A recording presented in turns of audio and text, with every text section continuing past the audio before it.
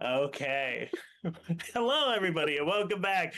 We're getting an energy tonight. It's a good energy. It's a lot of fun. It's so good to have you come and join us here for Alley's End, a noir-ish D&D game where we're running around our detective gumshoes, enforcers, and femme fatales. Our cast here is running around the city of Ebonreach, trying to solve a mystery and sort out what other greater calamities could be at work. As we get into tonight's session, I have to talk about a few things first. First off, Alley's End is uses the 2024 Dungeons and Dragons rules. However, we have a couple of homebrew rules in place. Some of them we've not yet seen, and one of them that's sort of statically present the entire time is that all of our players, even though they're level 4, have only 25 hit points.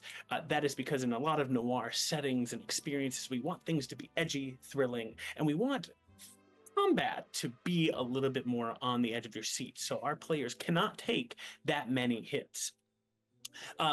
Secondly, as I'll just note, as we're running around in this adventure, you're going to see a couple other potential mechanics that come up in the play here, but join us along in this mystery. Last episode, we did a pre-recorded episode, which revealed a number of pretty key facts.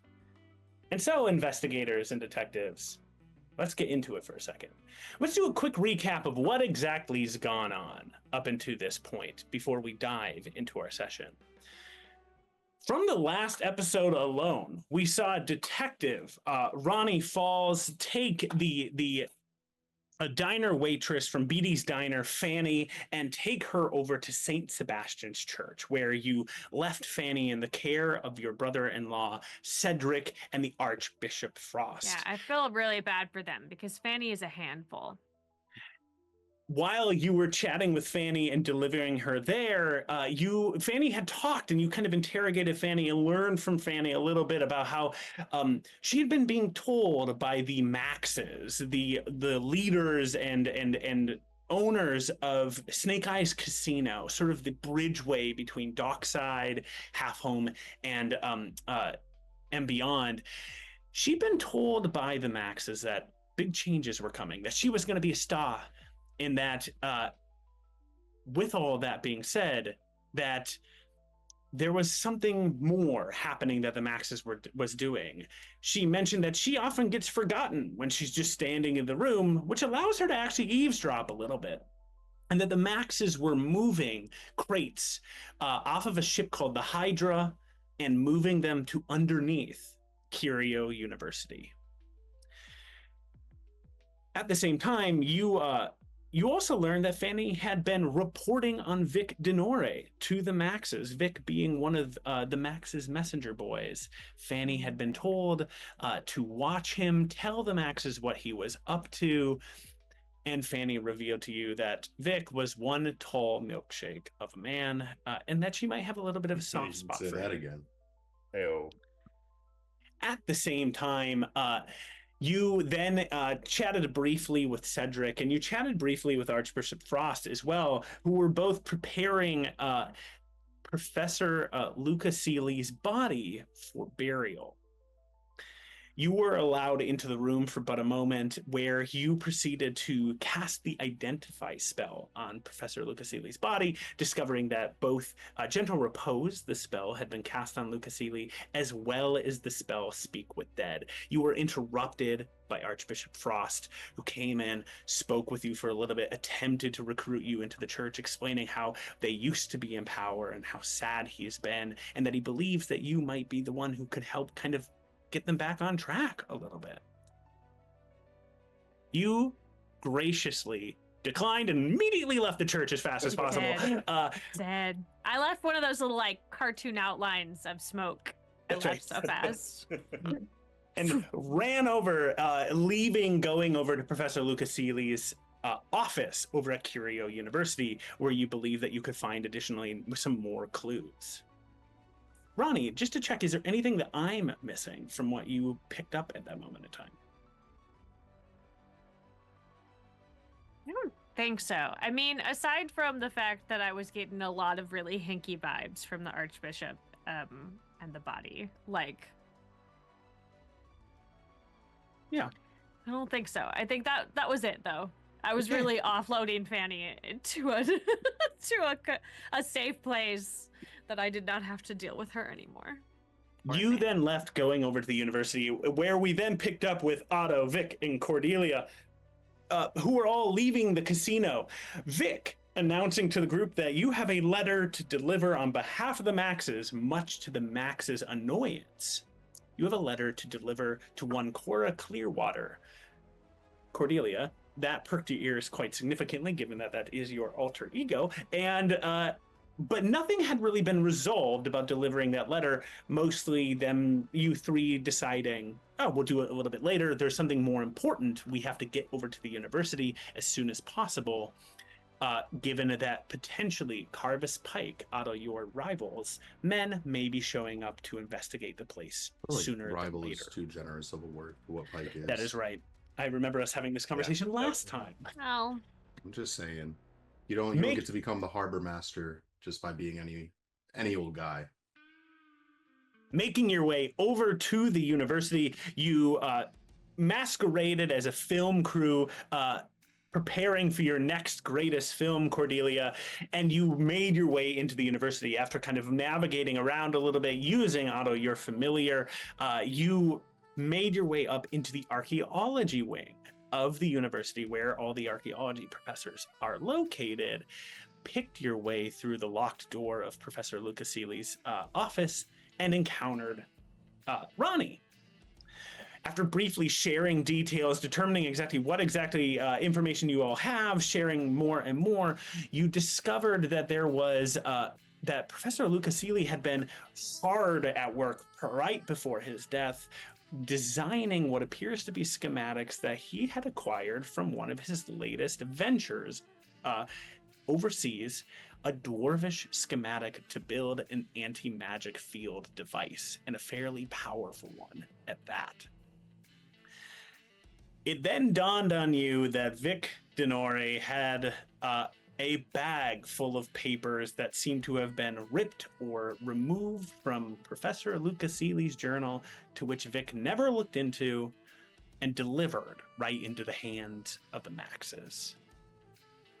As that thought has been settling on all of you, another thing you discovered is that hidden within a painting, Lucasili had a personal journal that he had kept hidden, and in that journal he talked about how he was worried for his life, that he was in significant debt to the Maxes, and that a figure named AF was potentially threatening him and hiding information about an artifact that Lucasili had found and had been consulting him on. It was at this moment where the party, as you had successfully avoided a couple of traps in the room, including a potential fireball, left the office, and then started making your way down the hallway. And at this point, the party had been noticing that this poster of A Kiss in the Shadows, they wanted to cast Identify on it because it was so pristine. And with a fairly good but not incredible roll, Ronnie was able to decipher that this poster is in fact a spell scroll, with the one word that you could translate on it being resurrection. It is in that moment that all of the lights in the university had turned off, faded away. And as they re-emerge seconds later, you look down the hallway to see a figure leveling a gun towards all of you. That's probably fine. Let's roll initiative. All right, so Vic, you stand in front, right? Yeah, You got the vest, I think. This is where I tend to go. I got a 14 initiative. Thank you. Yeah. Big strong 5. Hey, Big strong 5. good. Strong 5. Oh, also a big strong 5. Whoa! Yeah. Yeah. Pew pew. We're feeling powerful. Otto? That is 12 plus 4, 16. Otto, nice. Awesome. again, as you're all walking down the hallway, your spell identify was just finishing. You read the words resurrection. Vic, you, Otto, Cordelia, you all were putting together the fact that Vic had just delivered schematics to the Maxes surrounding an anti-magic device. And it is in that moment that all of the arcane runes, the magical lights fueling the university flicker and die. Your identify spell deactivates in that moment. The figure aims the weapon down the hallway as the lights re-flare up. Who is leading the group? I think Vic and I were out Yeah, front because that sounds Ronnie's right. behind Otto. Awesome. I'm Yes. holding, because I'm Yeah. holding on to Otto so that I Yeah. could identify him. All right, Ronnie, you are in back. Cordelia and Vic, you are up in front. You can stand 2 by 2 in this hallway. It's a fairly large hallway here. As you see the figure standing at the far end, and I'm going to describe the hallway for a second. As you are looking, what you can see is you can see that there's a bunch of different offices lining you here, one being Professor Lucas Seeley's just behind you. Beyond you, far behind you, you see about 15 feet away is a window that leads to the outside. So if you wanted to, right, that window sort of just lets the dark arcane light of the city blast into it. You see that at the far end where the assailant may be or is, you can see that it is a T hallway leading to the left and to the right here. You can see that all of the offices in this area, they all belong to various archaeology professors or scholars, and you know that this is sort of the archaeology wing. Vic and Cordelia, do me a favor and make a perception check right off the bat. This is just for you to get a little bit of a sense of what's going on. Ronnie, you're too busy with your arcane spell at this moment to kind of realize what's going on. And Otto, you're not leading the pack, so you're just kind of not notice things. Fair enough. I got a 22. 23. Oh my God, 22 and 23. Woo! So perceptive. We're so good at this. You see the So figure nice. standing in the hallway, aiming the weapon towards both of you. You hear beyond that figure as you hear the click of the gun arming its being armed, getting ready to shoot. You hear the sounds of other footsteps coming from both sides of the T wing. More footsteps with 28, 3, and 22. You think that there are at least 3 other sets of footsteps that you can hear. Just beyond the figure standing at the end of the hallway, you see a sign, a placard that is indicating directions as to sort of what's going on. And you can see that pointing to the left, it just says offices, and to the right, it says gallery wing. Okay. It dawns on you that as you had sort of entered up here, you had come up from a set of stairway here nearby the gallery wing. You didn't really put it two and two together initially, but you know that over in that direction basically is 1, the stairs that lead out of this portion of the university, and 2, a gallery of some kind. Starting this off, as you're putting all this information together, you hear as the figure standing before you takes the first shot, aiming directly at you, Vic, in this moment. And Vic, what is your AC? It's 18. Awesome, perfect. As you watch as the bullet whizzes down the hallway towards you, and successfully flies right over you, missing you just in this moment of the light flickering and re-emerging. The figure has missed in this moment. Otto, you are leading the pack here as you hear this of the bullet hitting and cracking against some of the stone just to your side here. Otto, what are you going to get up to? You can feel Ronnie holding onto your back in this moment. Well, you're not much of a cracked shot now, are you? I feel like I don't really have to even move out the way. Vic, good job on taking that bullet for us. Really scattered out of the way. You're welcome. Thank you. Putting you in front is a great way to ensure that none of us get shot. So I'm going to walk forward. Down, actually, because Vic is still not Vic. Ronnie is still holding on to my cloak. How long is it going to take for her to translate that? I think I'm just going to ask her. Hey, Ronnie. Hey, Yeah. don't mean to rush you, love, but You might need to hurry up with the translating. There appears to be someone trying to shoot us, and Patience is a virtue. it's a virtue, but his shot is not. So, Good. about how Yep, long nope. do you think it's going to take us? Vic's Doing my up front best. taking bullet fire, like, no, yeah, anytime, anytime. Couple more, I don't know, couple more seconds maybe. All right. I'm just gonna sit there. And is there in the room? Is there a corner that we can go around?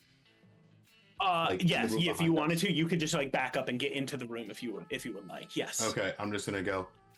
Well, Vic, this one seems like he's here for you, so we're just going to bow out of this dance and allow you to continue. And we're just gonna take a couple steps back, and we're going to go around the corner. I am a very large man, so I'm just gonna go. Ronnie, feel free to hop on if you need to. I can piggyback you. Amazing. And then I want to kind of like piggyback her, and then go in the room and stealth. Okay. Awesome. Make a stealth check for me. In this Alright. moment. Gotcha. Awesome. After that, Vic, it is your turn. That is a natural 1. Oh, all right. Otto, you have gone into the room and you are hidden. You know you're hidden. Yes. You are kicking things Did you- over. did Now, you You're now, just- Ronnie, you have to understand that when Just doing this? you're out here, With a you- full they- person on your back. if you can't see them, they can't see you. That's the name of the Oh. game, right? Oh boy. The lights. I imagine one of the lights. All the lights are out, but we're just talking. I'm talking so loud. It just gives Yeah, it's everything away. just does the office door have a glass panel that you're standing in front of? Just- There's probably like a little window to the side where you can see in, and I'm like, This right here is the perfect spot. They won't expect us to There's be a full next length to the mirror painting. they can see. they can see. We so- can't. It's like I can see. I can't see you. My back's to it. I'm kind of like looking at Ronnie the entire time. Don't So worry, if good. anything happens, I'll protect you. I'm large enough, but we're hidden. So, how far away is the guy who just tried to shoot me? 30 feet away. Okay. Look, I don't know if we're gonna try and run from this or fight this, but I'm in the mood to hit something. Shoot him back. so- yeah. Very in I'm favor of going you to, hitting even though it's him. only 30 feet away, I'm going to use my bonus action to use one of those new orc benefits, and I'm going to, what's it called? Use an adrenaline rush, which is going to give me, it lets me dash as a bonus action, but also gives me a little bit of temp HP. So I'm gonna do that and just charge up to it and pull out my like cudgel, and I'm gonna swing at him. Awesome. All right. Let's see, that is Is it a full orc or a half orc? 17 on the die. So 17 on the die. yeah. Awesome. Yep. Yeah. You charge forward, raising out your cudgel, swinging it, right? You immediately break into the armor. You hear a crunch as you hit into the side of this figure. What's your damage? Oh, a mace is a D6. Okay. Really wish he was a bit quieter with that. He's going to Maybe give us the away new if he rules keeps to do doing that. this. Well, okay, that is going to be 6 on the dice. So that is 11 total points of damage. Wow. Yeah. And this guy is going to have disadvantage on his next attack roll before the start of his next turn because of the sap feature. If he's alive. 11 If he's points alive. was pretty big. Yeah. You swing in, and with 11 points of damage, you swing. You hear the crunch. You hear the gasp of air, but the figure sort of crunches down, but then looks up, is still standing Okay. from your attack. Pretty sure the liver's I like think 2 I'm gonna inches do. back. I'm gonna do an action surge Ooh. because I Okay. think we've had a short rest since our last combat. Yeah. So I got another one of those. I'm gonna make another attack. Get him. That is less good to hit. Does a 12 hit him? It's swinging with a 12. No, you are not successful All in right, hitting him. never mind then. I'm here. Weird. I know there are 2 people coming. And I'll just yell back, plan, backup, anything. Are we allowed to kill people this time? Is it all right, or am I going to get yelled at again? You did it the first time without permission. You don't need it this time. They shot at right. us first in this one, so I think that this is self-defense. We're doing a self-defense. Okay. We're It's one of doing those a songs. We're self-defense. doing a self-defense. It's a real, You real San Holo Yeah, moment. that's what I Who shot did first? as I swung. Like, this is self-defense. You're all shouting this, and Cordelia, you see Vic battling it out up here. Vic, as you swing in, you take a moment. You can kind of look for a second to assess what's going on as you swing in. And as you look, which direction do you want to look first? To the right or to the left? I'll look because we've got the gallery one way and the office another way. Offices are to the left, galleries to the right. I'm gonna look to the right. Okay. As you turn and look to the right, you see first and foremost the great axe that is coming down on you. Because I feel like I'm in a precarious spot and I'm a bit far enough away, I'm gonna pull out one of Vic's bag of tricks. He makes a kind of a shift, a quick movement with his hand, and just mumbles under his breath, "Abjure." And he casts the shield spell. Okay. And what is your AC? With that is going to be 23. 23. Yeah. Vic, Cordelia, you see this happening as well. As you see, Vic, what does your shield look like in this moment? I think it's, it looks more like a force. It is just like, as though winds are kind of wrapping around him, but in like a very fixed kind of bubble, where things that are moving towards him just shift off to the side as though some sort of like magnet is repelling them away. Vic, you see as the swirling air comes up like almost magnetized, begins to try to repel. As you see the figure standing before you, this figure dressed in a red coat is tall, lanky, an albino looking figure, almost just like ghostly white with this wicked sneer on his face. Vic, you've heard of Carvis Pike. You've never seen Carvis Pike before. As the axe comes down, and you see as you can see that as the axe is coming down, Pike is snarling, and it's getting advantage as he's recklessly striking into you. You can, as a fighter, tell that you have advantage against him in these fights. And as the axe flies down, you pull up the shield. As the axe hits the shield, shatters the shield, and buries itself directly into your chest for a critical hit. Can I cast Silvery Barb as a reaction?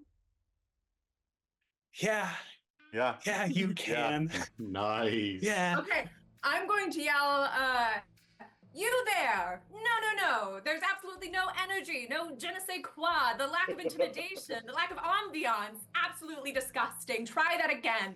And just like use like the most derisive leading lady voice that I can. I'll cast Silvery Barbs on him. Oh my God. Beautiful. All right. Perfect. So Silvery Barbs in this case, I had advantage. What I'm going to just do is re-roll and just take a straight roll to see what happens. I love that. Okay. Yeah. With a 15 on the die, you shout this as Carvis Pike snarling comes the axe. You can see it, Vic.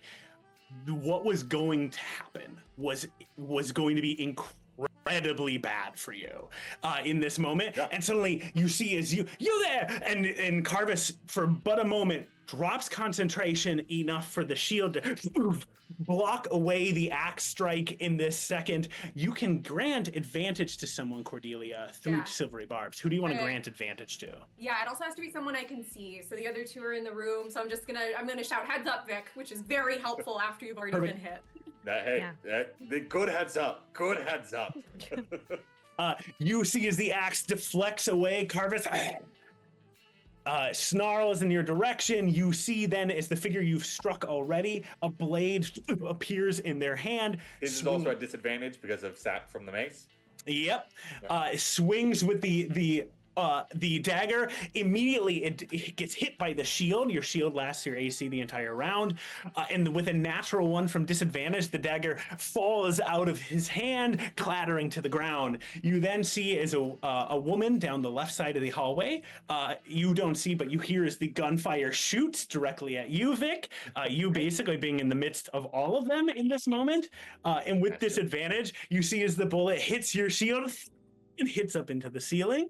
Amazing. I love that Cordelia is the only one that sees this. Yeah. It's It's literally the one of most those. epic thing I have ever seen, and I will not tell anyone else about it. The Sure. one time I'm like, all right, I'm gonna let Vic go in the front. I miss Pike. I don't even know he's there. Yeah. I will say, I still don't know that this this is Pike. No, right? you Like, don't. This is like me, Caleb, as a like, person. oh, this is a unique looking individual. Maybe it's Pike. This have I heard that Pike is an albino who wields? yeah, you've like heard rumors of who this guy is. So, like, I Okay. think it's easy for you to put two and two together in this moment. Not a whole lot of people that match that description. Awesome. All of these attacks happen at the same time. But they all deflect off of you in this second. Cordelia coming in clutch against the critical hit as all three of their rounds pass. It is going to be Ronnie and Cordelia. Great. I'll have Cordelia go first for a moment because Ronnie is in more of a position of investigation, and Cordelia go for it. Okay. Let me see. I am.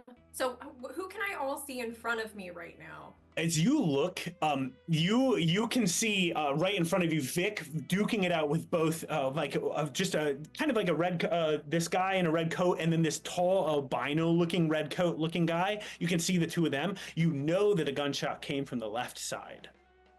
Okay. All right. So I only see the one prone, or the one who's kind of collapsed with the knife and and Pike. Okay. And Pike, yep. Okay. I am going to cast. I'm gonna cast as a bonus action, Unsettling Words. It's gonna be a use of one of my bardics, and I'm going to cast that on Pike. Okay. So I roll. Well, actually, you would roll like a 1d6. Awesome. Okay. Yeah. And so that's the number you'll subtract from the next saving roll you make. It's a 6. Okay. Good. And I'm going to then cast Color Spray. Well, I'll move forward first. I'll take my movement so that I'm in range. And then I'll cast Color Spray. Before I do that, I'll shout for Vic to close your eyes, if it's cool. And then this should hit both of them, but only Pike will take the disadvantage from Unsettling Words. So I'll say, gosh, these late night study sessions are so awful for you little co-ed's health. Here, let me help. Lights out. And then I'll cast Color Spray. Okay. So they both have to take Constitution saving throws, or they'll be blinded. Okay. Awesome. I'm making their checks. Do I need to make that check as well, or is it creatures you choose? Yeah, does my little quick heads up count for him to close his eyes? I'm gonna give you advantage on the check in this moment, Vic. Sorry if it blinds you. Sorry about that. Oh, no, thank you, advantage. That's going to be an 18. 18. Okay. What's the DC I have to pass? The DC is 13. 13. Awesome. You see as your color spray shoots forward. Vic, you manage to just sort of cover your eyes just enough as this technicolor ray of magic. You see for about a moment, like maybe in like subtext, you hear Weird Studios, brought to you by Weird Studios, come blasting out of you in this moment, Cordelia. But you cast this magic out across all three of these figures. You see as the guy crumpled and bent over, you need to roll a 6d10, and I can roll it for you, Cordelia. You actually... I think that might be the old version. Right. Oh my God, yeah, the new one. 2024 version Yeah. is different. Oh, great. Never mind then. I have the old one pulled up. Superb. All right, with the saving throw, you see... Oh, perfect. Yep. You see as the figure doubled over, the red coat doubled over, just goes, my... And it clutches his eyes. He's immediately blinded. Carvis pulls up his red coat, popping the collar, covering his eyes, and has successfully passed, even with the negatives. Boo. Ooh. Yeah. The only reason he passed Izzy rolled a natural 20 on the saving throw with a -6 for 14. Well, maybe that means that he'll really suck it up on the next roll. Yeah. That is his second nat 20, technically, of... Yeah. I don't know what to tell you. Hey, I don't know what to tell you. Hey.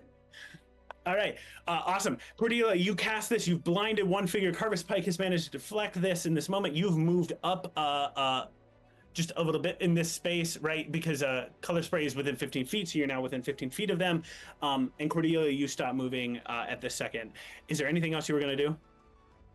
No, I think that was all I can do. Okay, awesome. Ronnie. I would like to step into the hall. Okay. Well, I think it sounds like things are getting pretty hairy out there. Have you finished translating this? I did as much as I could. I'm gonna You're as safe go. as can be out here, hidden from the world. I'm gonna plug a guy. Don't worry about it. I would like to, as a bonus action, do phase step to Okay. land directly behind the big albino, so I can shoot him in the back. That's what Awesome. I would like to do. Cool. Yeah, you're gonna step a little bit of a distance here, and we're gonna kind of work it so that you can appear. You are now 10 feet behind Carvis Pike. You've sort of angled yourself to get just about approximately 10 feet behind him, so you're not immediately adjacent to him. Yes. As you arrive, what does your phase step look like as you make this appearance? Well, I'm still in autumn, and so I think there is a gust of wind, like a cold autumn breeze, and like a little flurry of autumn leaves in both places. Perfect. The leaves flutter to the ground for a second as you appear in this swirl of autumnal leaves, and you stand there leveling your gun directly against Carvis Pike. Go for it. Do I get advantage? I think you absolutely get advantage. He also recklessly Okay. attacked, so we all have advantage. Everybody's got advantage. Yeah. All right, so first attack is a 21. Let's see if I can get a crit. No, second attack is a 19. So does the 21 hit him? A 21 does hit him. Great. I shoot him for, whoo-hoo, that's a 10. So 12 points of damage. 12 points of damage. Awesome. You see as Carvis Pike just shuffles over as suddenly the bullet hits into his back and staggers slightly here as you deal 12 points of damage. Awesome. Also, because I am in autumn at the moment, immediately after using phase step, 2 creatures you can see must succeed on a wisdom saving throw of DC 13 or be charmed by you for 1 minute. Ooh, all right. DC 13, you said? Yes. So the other Okay. 2 bad guys. I mean, or Vic. Whatever you want. Vic can voluntarily choose to be charmed. I'm going to give you a choice here, Ronnie, because of where you've arrived. As you appear, you can target, if you want to, Carvis Pike in this moment. You can see just next to Vic, the guy doubled over. Yeah. You can also see, as you've now arrived in this portion of the hallway, there is another redcoat who's standing Yeah. closer to the gallery hall and sort of where the stairwell is. And this would, yeah. I think the one by the stairwell, and I think Carvis Pike. All right, awesome. DC 13, here we go. DC 13. Okay. You asked as you arrive here, you see as Carvis Pike seems to sort of like resolve and successfully pass being charmed by you, What an asshole. and shouts out, "Keep your head about you, all of you!" And you see as the other figure just standing there goes, "What are you talking about?" And is just staring directly at you, Ronnie, fully charmed in this moment. Well, that's dumb. This is the one farther down the hall, or the one that I The hit? one near the gallery. Yeah. yeah. The one that's still at full strength with a gun pointed at us. Okay. Yeah, there are 4 redcoats in total that are being accounted for. Carvis is one of them. Okay. You heard 3 sets of additional footsteps in addition to the person you originally saw. Got it. Yeah. All right. Awesome, that's Ronnie, all you've I can do. arrived. You've charmed one of the figures here. Superb. Otto, we come to the top of the round. Otto, go for it. Go get him. Alrighty. Well, seeing that Ronnie just walked away and then disappeared down the hallway, I just go, Well, I guess there's no point in sticking to the shadows. so I'm going to turn and I'm going to start walking. I'm going to go around the corner, look down the hallway, and what am I seeing as I turn around? Because all this happened, all the combat and everything so far, I've seen none of it. You see is shockingly, Vic Denore is standing there basically unscathed. And though you don't know how, though you've heard a lot of commotion going on, you see that there's a crumpled over redcoat and Carvis Pike, this tall, imposing, albino looking human. Probably, again, you're tall, and Carvis Pike is similar to your height in size, just sort of hulking over, head hunched under the hallway here, and you can spot your rival in dockside standing here. Carvis Pike is clearly wounded. Like, you can see that even in the red coat, it's become like darker, like a much more burgundy red in this moment. I gotcha. Oh, well, you must be Pike, is it? Well, look at you. You look like something the Dredge coughed up and decided wasn't worth keeping. You're doing good there, Vic. You seems like you did a number on him. Oh, yeah, the number on Pikey here was Ronnie's doing. I got this guy though. Ron, Hey, bud. You sort of got that guy. That's we're getting there. I you ran gonna- out of nice in due time. You gonna talk or you gonna fight? Well, Both. that really depends He on does a you. lot of both. So, As I say that, I'm just going to start walking down the hallway, and I go, Pike, how many times do you have to fail before you realize Darkside ain't for selling, and it sure as hell ain't yours to take? You come in here puffing your chest out like some rooster in a rainstorm, but the problem is, you're drowning. and as I say drowning, I'm going to manifest my psychic blade, and you just watch as this plume of mist kind of begins to seep out of the sleeves and forms that kind of like rusty long blade. And Then he just goes, and you're just too dumb to see it. Thank you for taking a shot for me, Ronnie, but I'll handle it from here. And as I say that, I'm going to plunge my blade. I'm going to attack Pike with my blade. Pushing past Cordelia and Ronnie, you and Vic are now more or less like squared up in this little intersection with the red coat and Pike. As you swing with your blade in this moment, Otto, We're like back go to ahead. back. Go ahead and Nice. make your attack. That is a 15 plus 6, 21. 21 successfully hits. And because I have advantage, because of his reckless attack, it gets sneak attack damage. Ooh. So that is Get him, get him, get him. 2. Oh, and is this psychic damage too? Yep. So it's going to be 8 plus. What does my sword do? 1d6 plus 4. 8 plus 1d6. 8 plus 5. That is 13. 13 plus 4 is 17. 17 points of damage. Yes. Yeah. And I am able to, because I made an attack with Psychic Blade, I can, as it disappears, I can make another one and throw an additional blade at him. Yeah. Whoa. All right. That is what I will do.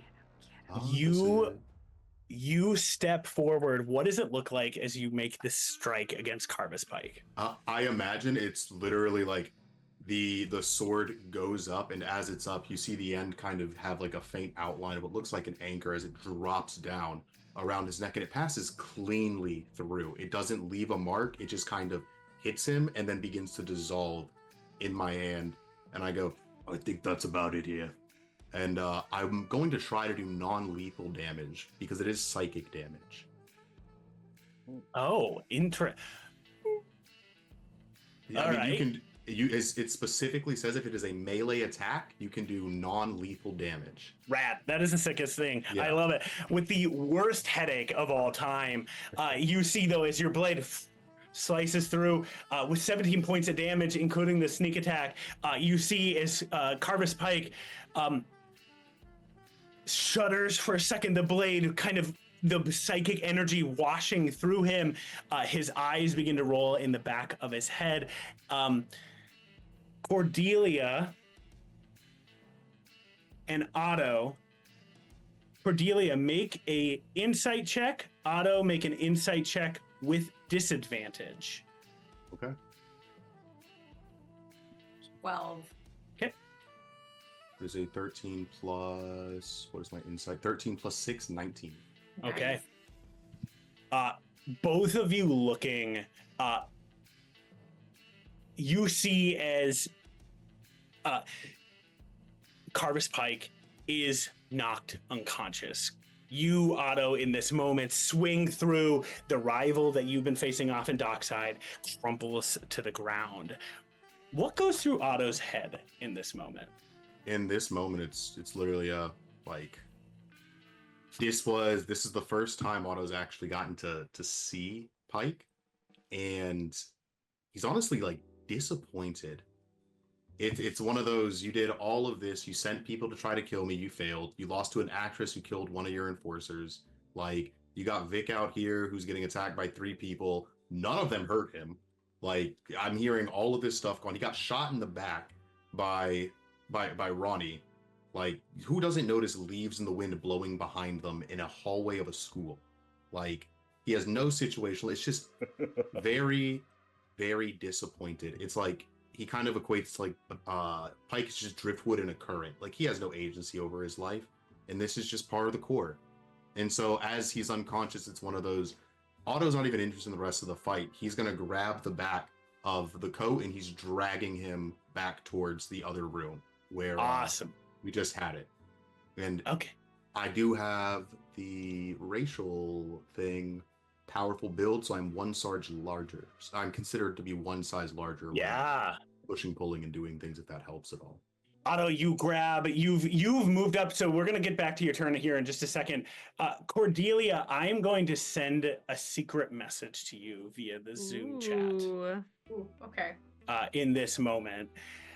Can I say a line real quick before Yeah. the end of my turn? I'm just gonna be like, All right, well, Pike and I, we need to have a conversation, so we'll, if you don't mind us bowing out again.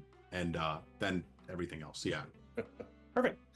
Otto, you grab Pike in this moment. Vic, it is your turn as the other 3 redcoats, one you can see is sort of like gazed longingly and sort of confusedly at you, Ronnie. In this moment, you see the one doubled over and the one down the left hallway still leveling a weapon, a pistol at all of you. Vic, what are you doing in this moment?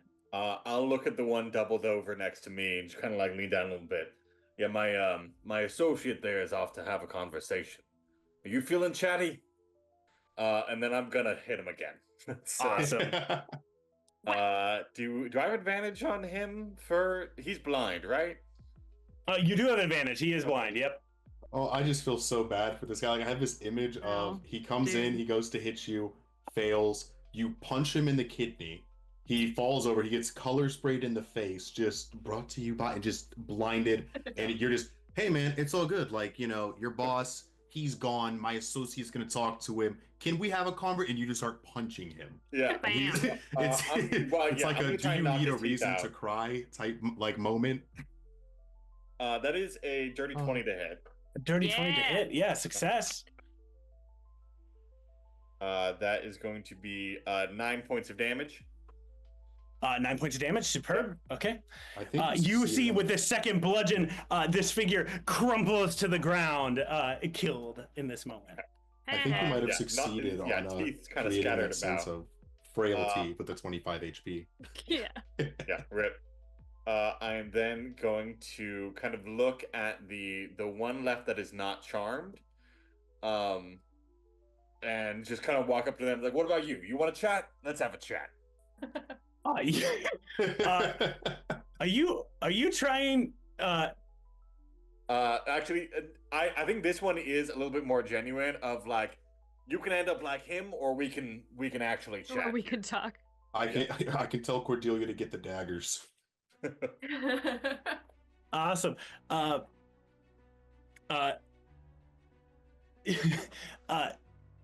You were staring at this figure here. Wait, did you make an intimidation check? Sorry, that totally I left my didn't. brain. Yeah, I didn't make an intimidation check, but that's So you get like advantage. I was 'cause hoping we you would just watched let the me do boss go it, down, like- just Yeah. watch his friend get beat up. Like, now we had talked earlier about using strength for intimidation instead of charisma. Yep. Okay. In that case, that is going to be that's going to be 17 total. what does awesome. that look like for strength? as Yeah, intimidation? Are you just, describe this flexing, moment. Like, you just walk up and you just start like, so you're gonna sit here and Well, it's like he is not charismatic, he's not persuasive, but he is an ex-soldier who just thoroughly dismantled. Like, this is not a street brawl. This is not a like, I'm sure this guy has been in some back alley tussles. This is like, oh, a soldier came up and absolutely dismantled your friend and coworker, and now he's kind of basically marching towards you. It's there's sort of just the muscle, the strength of like a physical build. Yeah. Yeah. Striding forward, you are imposing in this moment, and you see as the figure, the red coat sort of steps back a little bit, and then has a moment of resolve. We're allowed to kill you. Don't worry about it. Pulls out a whistle, blows it on their turn, because at the end of your turn it goes to them. You see as they the trill rips out across the room, down the hallway. Otto, you're still here for a moment on your turn. You're going to be moving Pike away. Cordelia, Otto, Ronnie, and Vic, you all hear as the echo, like the sound of the whistle sort of fades away. And then you hear as three trills of three separate whistles are sounded. Seems bad. It does feel bad. Was there a window in the room in the office? There, Otto, you're looking down the hallway. There is a window at the end of the hallway. There is no window in the professor's office, sadly to say. Hey, look, that's okay. Uh, I'm not taking fall damage. Someone else is. Awesome. You hear the trill of all those things as the whistle is blown. That was their bonus action. To do a whistle is fairly straightforward in this moment. So you hear the cocking of the gun again. The figure backs up about 15 feet from you, further down the hallway. I'm going to take an attack of opportunity against him. Yep. Smart. Have I moved away from Vic, or am I still there? Vic moved towards them. Okay. Making sure. That is going to be a 13 to hit. A 13 to hit, not successful. Cool. Damn. All right, never mind then. You see as they start to back up, he's managing to dodge out of the way of your attack, step back, and level the gun in your direction, Vic, and take a shot at you. Cool. Vic. Yeah. Oh god. You see as the shot goes off again. The bullet is flying right at you. Ronnie, Cordelia, you can make this out. Otto, you can make this out as the bullet is flying. Vic, have you ever considered yourself unlucky? All the time. This is... So I think midway through the last divorce, might have dawned on him that he might be unlucky. You see, Vic, as this bullet flies towards you, that it is flying directly at your head. In this moment, you get a sense that things are gonna be bad. Is Vic gonna do anything? I would like to channel divinity. Yeah. As a reaction. I I mean, as a bonus action, I could can borrow you do my anything bonus. as a- Ronnie. I think as a reaction, I think I'm gonna instinctively cast shield again. The player, I don't think I think this is gonna work, but I cast shield. Ronnie, unfortunately, Channel Divinity is a bonus action. Yeah. In this moment it's of not. instant, it's not capable of being used on other people's turns. Yeah. Unfortunately. Got it. Okay. However, Ronnie, the instinct there, right? The moment, that thing that pulls you, you can feel. And for but a moment, you're like, wait, I can do this. And then the voice rings in your head for a second of, I'm sorry, I was delayed. All right. Too Can't do late. it. Can't grab it.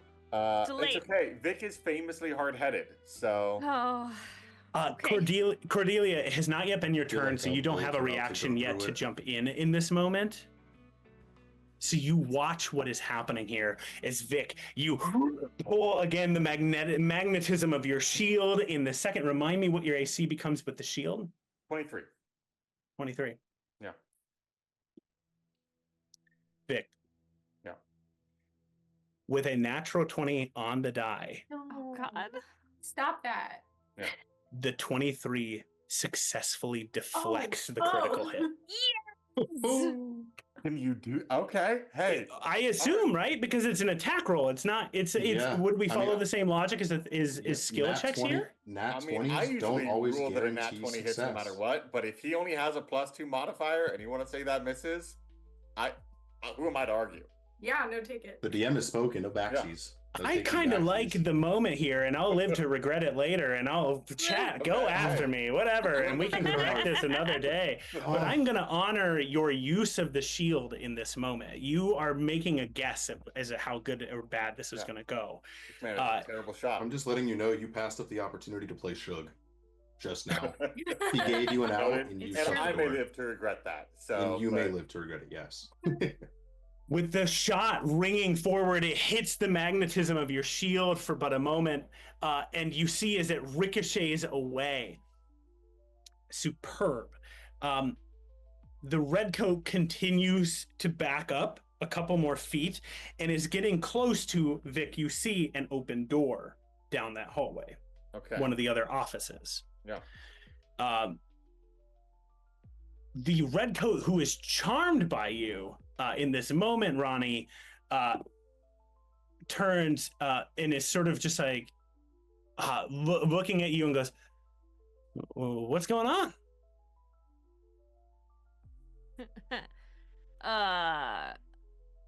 Well, these people are trying to hurt me, and I think you should hurt them back. Hey, these seem as cool as Muse. I'm not gonna do that. You cannot ask charmed people to hurt their friends. Yeah. Can I have Dumb. your gun? Yeah. Yeah. Pretty cool over here. Great. I would like your gun. Immediately tosses the gun to you. Great. Thank you so much. And then you Awesome. shoot him in the forehead. Later. You're quite the charmer detective. Yeah. Yeah, Any you questions you want to ask him? Well, Yeah. What are Yeah. you? What is your? Somebody said we're allowed to kill you about Vic. Does that mean that you're not allowed to kill other people here? It starts pointing and points to you, Vic, and goes, "Kill." Points to you, Cordelia, and says, "Nothing. Leave you alone." Otto points to you, "Definitely kill." I Okay, hold up great. Pike and I'm like, He could be dead. And points to you, Ronnie, and says, "Capture." And that is the end of his turn. Huh. Okay. You Somebody's out of the list. you see as okay. So awesome. is this the part where we find out that Ronnie's wife isn't dead and she's the mastermind behind it all? Oh my god. And she's just Oh, trying to get no. her fired so she can spend more time together? Well, amazing. I'd be like, babe, you don't What a have to go long to these con. lanes. What a long I'm con. I'm showing you how much I Been care. dead like I 10 would years. totally just quit my job so we could hang out. You could have just told me. And Awesome. I'd be the bad guy. Not last life. Ronnie and Cordelia, it is your turns. You heard the trill of the whistles nearby. Yeah.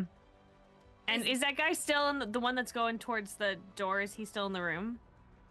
He's down the hallway, yeah. Approximately about like 25-ish some odd feet from you.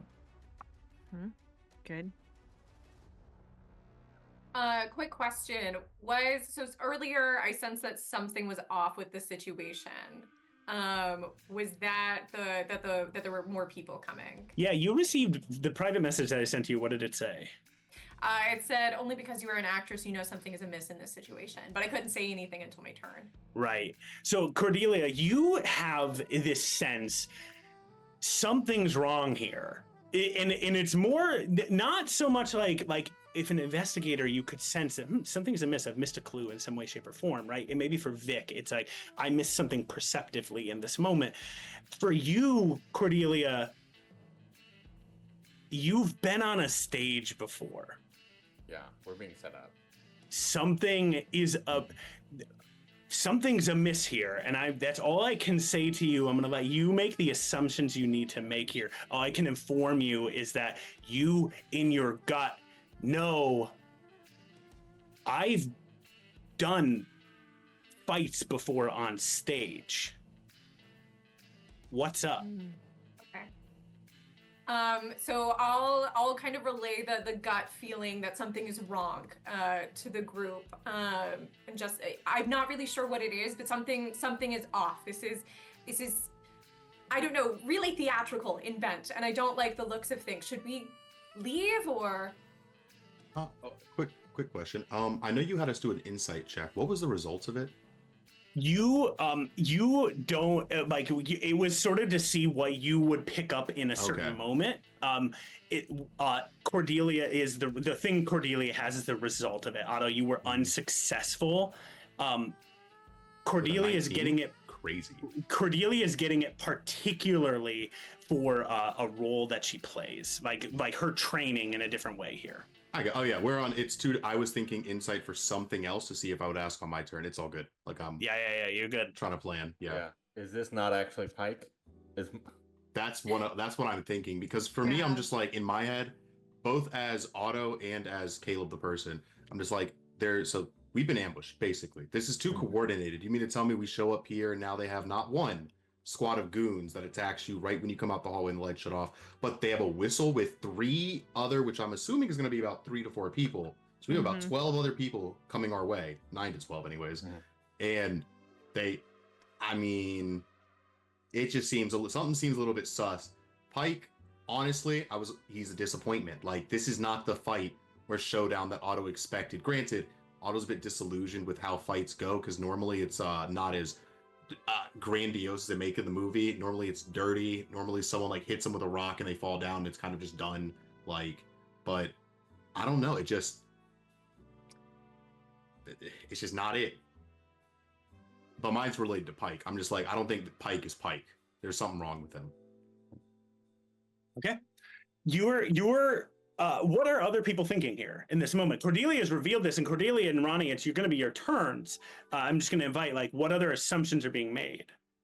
Thinking if it is a fake Pike and it's just disguised self, then there should be something about his appearance that you would be able to sense as physically being. Couldn't it have faded when he went unconscious? Because it's a concentration spell, right? Yeah. Not if it's makeup and stuff. Yeah. I mean, if it's literally just like practical, it would still be. I mean, yeah, He's been in the in a makeup world of chair for magic, I hours. completely forgot about makeup. Oh, When you can look, just he's cast an disguise and albino and alter it's self. just makeup. Unbutton his shirt and see if the foundation keeps going. Let me see if the There's let no me see way if they the painted his blood whole body wipes under off his the. clothes. That's not Is it how on your works. knuckles? As you all are having this conversation, you've made now kind of a jump to a potential pathway here. However, we are still within combat, and time to think and talk is fleeting at all times. Cordelia and Ronnie, it is your turns in in this moment, so you can do something if you would like. Otto is standing nearby both of you. The body of Carvis Pike has been picked up by Otto in this moment, and Vic is moving down the hallway, going after one of the final redcoats. Ronnie, you are charming the redcoat standing by the stairs, and you know that whistles are coming. Cordelia and Ronnie, what are you going to do? I want to take a moment and ask the person if there's that is charmed by me, if there is a whistle signal that like we have left. Wow. You go ahead. Is there like an abort signal? Yeah, go ahead and make a persuasion check with advantage in this moment. Okie dokie. First one was a 19 plus 4 is a 23. All right, cool. Yep. So the second one was a 17 total. All right. With a 23, you say these things. You see is already having handed you the gun and kind of an initial sense of charm. You're asking this question. You can see is they're kind of like, oh yeah. Pulls out their whistle. It's just it's a couple of short blasts, a long trill. Can I hear it? Yeah. 1 second here. And raises the whistle to his lips. And begins to play it. You hear as the whistle washes out,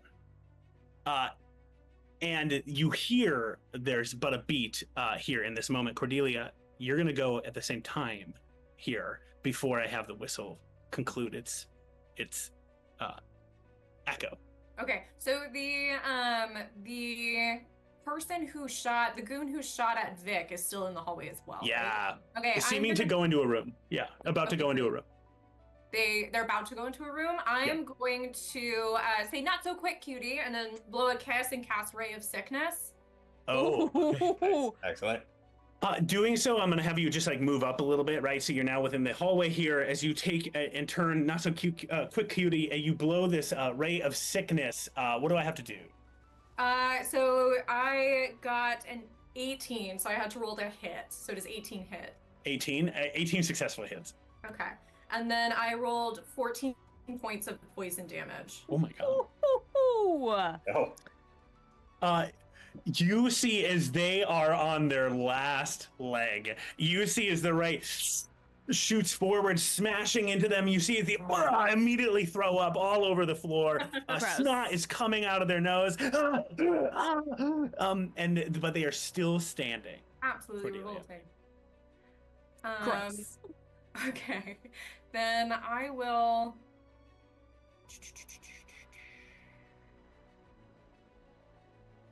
I still have a bonus action, right? Yeah. Let's see. I will. Can I just like walk over to where they are on the ground, and just shoot them? Get them. Or I think I can use a dagger attack for my bonus. Yeah. Yes. That's yeah. Right. Okay. Check me on that, gang. I mean, I don't know what the new rules on 2-weapon fighting are. Yeah. I only know the old version. What's the old version again? The old version was if you made an attack with a light weapon as your action, you could do another attack as a bonus. A second follow up with the same. That didn't add your dex modifier to In damage. 2024, 2-weapon fighting says, when you make an extra attack as a result of using a weapon that has the light property, you can add your ability modifier to the damage of that attack if you aren't already adding it to the damage. Okay, yeah, it does not work at all. I think, Cordelia, it's more like from a distance here, to get to that location, you're not going to be able to get there and make that attack. Yeah. Then I think that's the end of my turn. Okay. Cordelia, that is the end of your turn. As your turn ends, Ronnie has asked for this whistle to be blown so cleverly, Ronnie, as the whistles all begin to blow, blow, blow.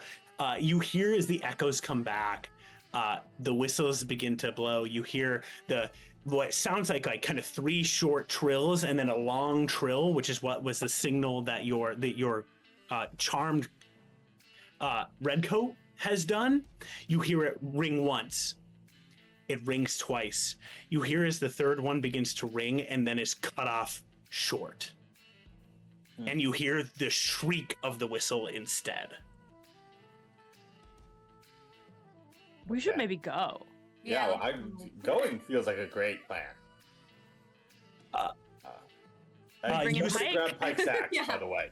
You see as the charmed red coat goes, that's not the sound for retreat. What was What's that that? sound? Oh. Okay. You should Um, go check Is what it that sound top? was. Is it top of the turn order? It is about to be the top of the turn order. Mm. And Otto, you're about to go. I need one of you at the table to roll for me a d20. Ready. I have the Oh my giant. God. It's Good. G10. Yeah, Okay, there you go. make a roll and let me know if you get 10 or lower. Okay. Adding nothing to it, just straight D20 roll. That's right. I got a 17. 17. Okay. You see as the arcane lights of Curio University flicker for a second and then stay on. They seem to have avoided whatever was going on in this moment, or that they just remain on.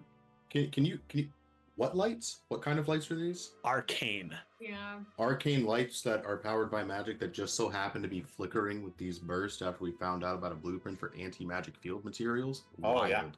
Yeah. That's kind of crazy. Thanks, Yeah. Vic. Thanks, Vic. Yeah. Yeah.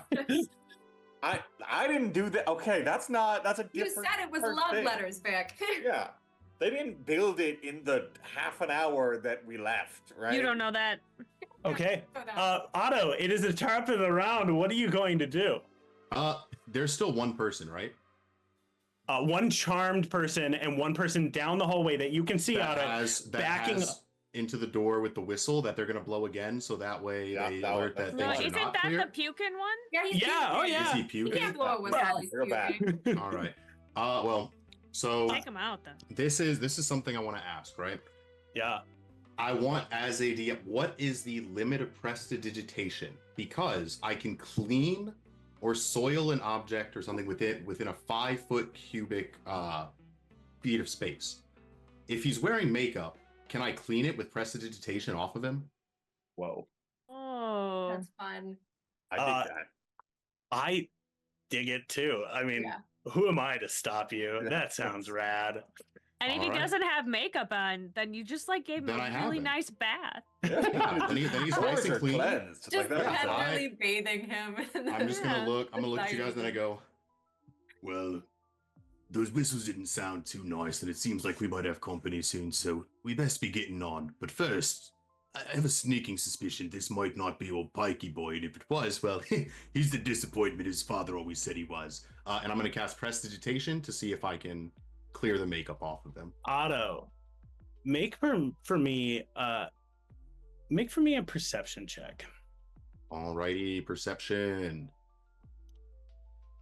That is a natural 20 Woo! for a Okay. 26. Oh my Perceive god. his Otto. very I got soul. both my eyes Yeah. open. The lights came on. I can see again. Yeah, that was the Wow. problem That's before. good. you That, had that's your- why I you couldn't know, hide the eyes. first. Yeah, when Yeah. the lights went Yeah. out, it was just so dark. I thought Yeah. that nobody could see anyone, so everyone. This is was actually a dark. classic It problem was in too Noir. dark The to be lighting seen. is not good to see. You know, by. like This is- they didn't turn the brightness up, and Mhm. here I am. That's bump those Otto, lumens. that is crazy. You looking in this moment can see that as you're looking, you're trying to kind of get a sense of like, man, what exactly is going on here? What's going through Otto's head in this moment, right? You're As going to much cast as- prestidigitation. Yeah. So as much as Otto detests Pike and looks down on him, as much as he's like, this man is not half the harbor master I'll ever be. He's not even worth it to be like a deckhand on any of the ships in and out of dockside. He does have to sit there and like, he kind of enjoys the rivalry. Like if you're gonna come up and like buck up to him and try to take his place, you gotta like have the skill to back it up. So like there's this begrudging almost like expectation he has, and he's just like, this right here is not indicative of the man that's been trying to take my position for the last few like months. This is, Yeah. I don't know what this is, but this guy is not it. And so as all this is going, now he's kind of more fueled in like what they're sending this mocker. Is this a joke? Do they I not love take how me offended seriously? you are about Like- it. I love Like it. this, because all Otto has is Dockside, the harbor master, and his little orphans. So for him, it's like you come in, you disrespect me and Dockside, and you disrespect the Royal Rascals by sending this mockery to me. Where is Pike now? Like that is what is on his mind, because Pike, I imagine, I don't know if he does use a battle axe, but he's never done any upfront confrontation with him. It's always been sending other people or doing things from the shadows. So Yeah. the fact that this guy walked up and just swung an axe to try to kill Vic, it's like, I'm more worried now that Pike is in the shadows waiting to attack me when I think like I'm at my best. I'm like, oh, I've killed him. Haha. Yes, my shining moment, and then just stabs me in the back to prove a point. So Awesome. Okay, cool. As that's kind of going through your mind, you're thinking about this. Do you take a I'm moment? I'm also looking at the window, and I'm looking at the guy in my hands, and I'm like, see, he seems soft enough to land on. Nice. Okay, I love it. You are looking around. You with a natural 20 are taking all of this in, and Otto, it is your turn. So what are you going to do? You're casting the prestidigitation, right, on him. Yes. As you cast this on him, you can see as the magic starts to scrub away at the paleness and like the whiteness of this body, and it does not scrub away. Oh, so he's just a disappointment. Dang. Is I that think like thought- you even have like it's out loud. There's just like it's like just like his father said, bam, and you just see mist go over him, and it's supposed to like be scrubbing him clean. It smells a little bit like Fabuloso, maybe like a little bit of like that nice like freshly mopped floor. And then you look down at Still Pike, and he's like you see in his eyes, he was kind of like hoping like that this wasn't Pike, and then it is, and then he's just like, oh Aw. Yeah.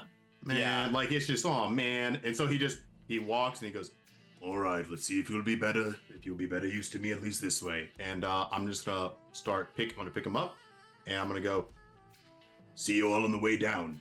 can I have my familiar outside that should be watching. How can I see with my familiar, or kind of talk to my familiar and see if there's anyone down below or nearby the window? Yeah, absolutely. So you ask that question here.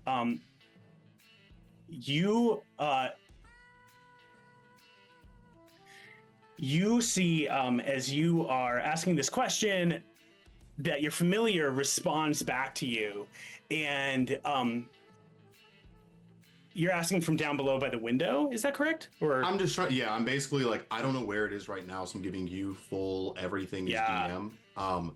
With what exactly Nimbus is doing, just based on where he is, can I get a sense of? I don't need a time of like, oh, how many rounds, but just if I'm looking for avenues of escape and I jump out this window, yeah. will I immediately be surrounded? Is kind of what's going through his head. He's still probably going to do it, but he likes to be aware of what's going on. Oh, I love it. You ask this question, your familiar responds, and I'm going to make you make the choice. Is your familiar surveying out the window, or is your familiar surveying near the stairwell? It never came inside, so it is outside. Circle. Outside. Perfect. By the window, then. You hear as the familiar says, coast is clear. There's no one out here. Saw someone come in through the front Well, not too long ago. Thank you, Nimbus. Thank you for the unkindness. Well, hey everyone. It appears that we're gonna have company. They just walked through the front door.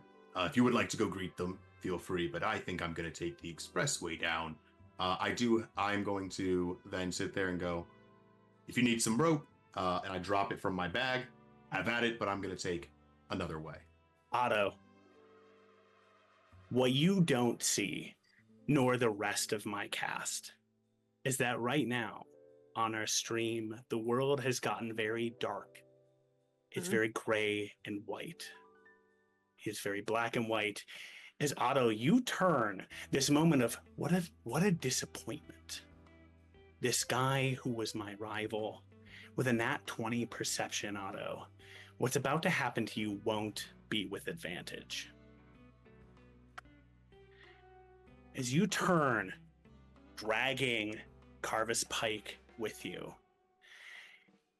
In a noir world, we see the world suddenly shift to black and white in moments of dire circumstances for our characters, in moments when things become true binaries, live or die. And as you, Otto, turn with Carvis Pike, the rest of you almost see for a second as Carvis Pike head snaps up, turns looking at you, Otto. A blade has appeared in Carvis Pike's hand.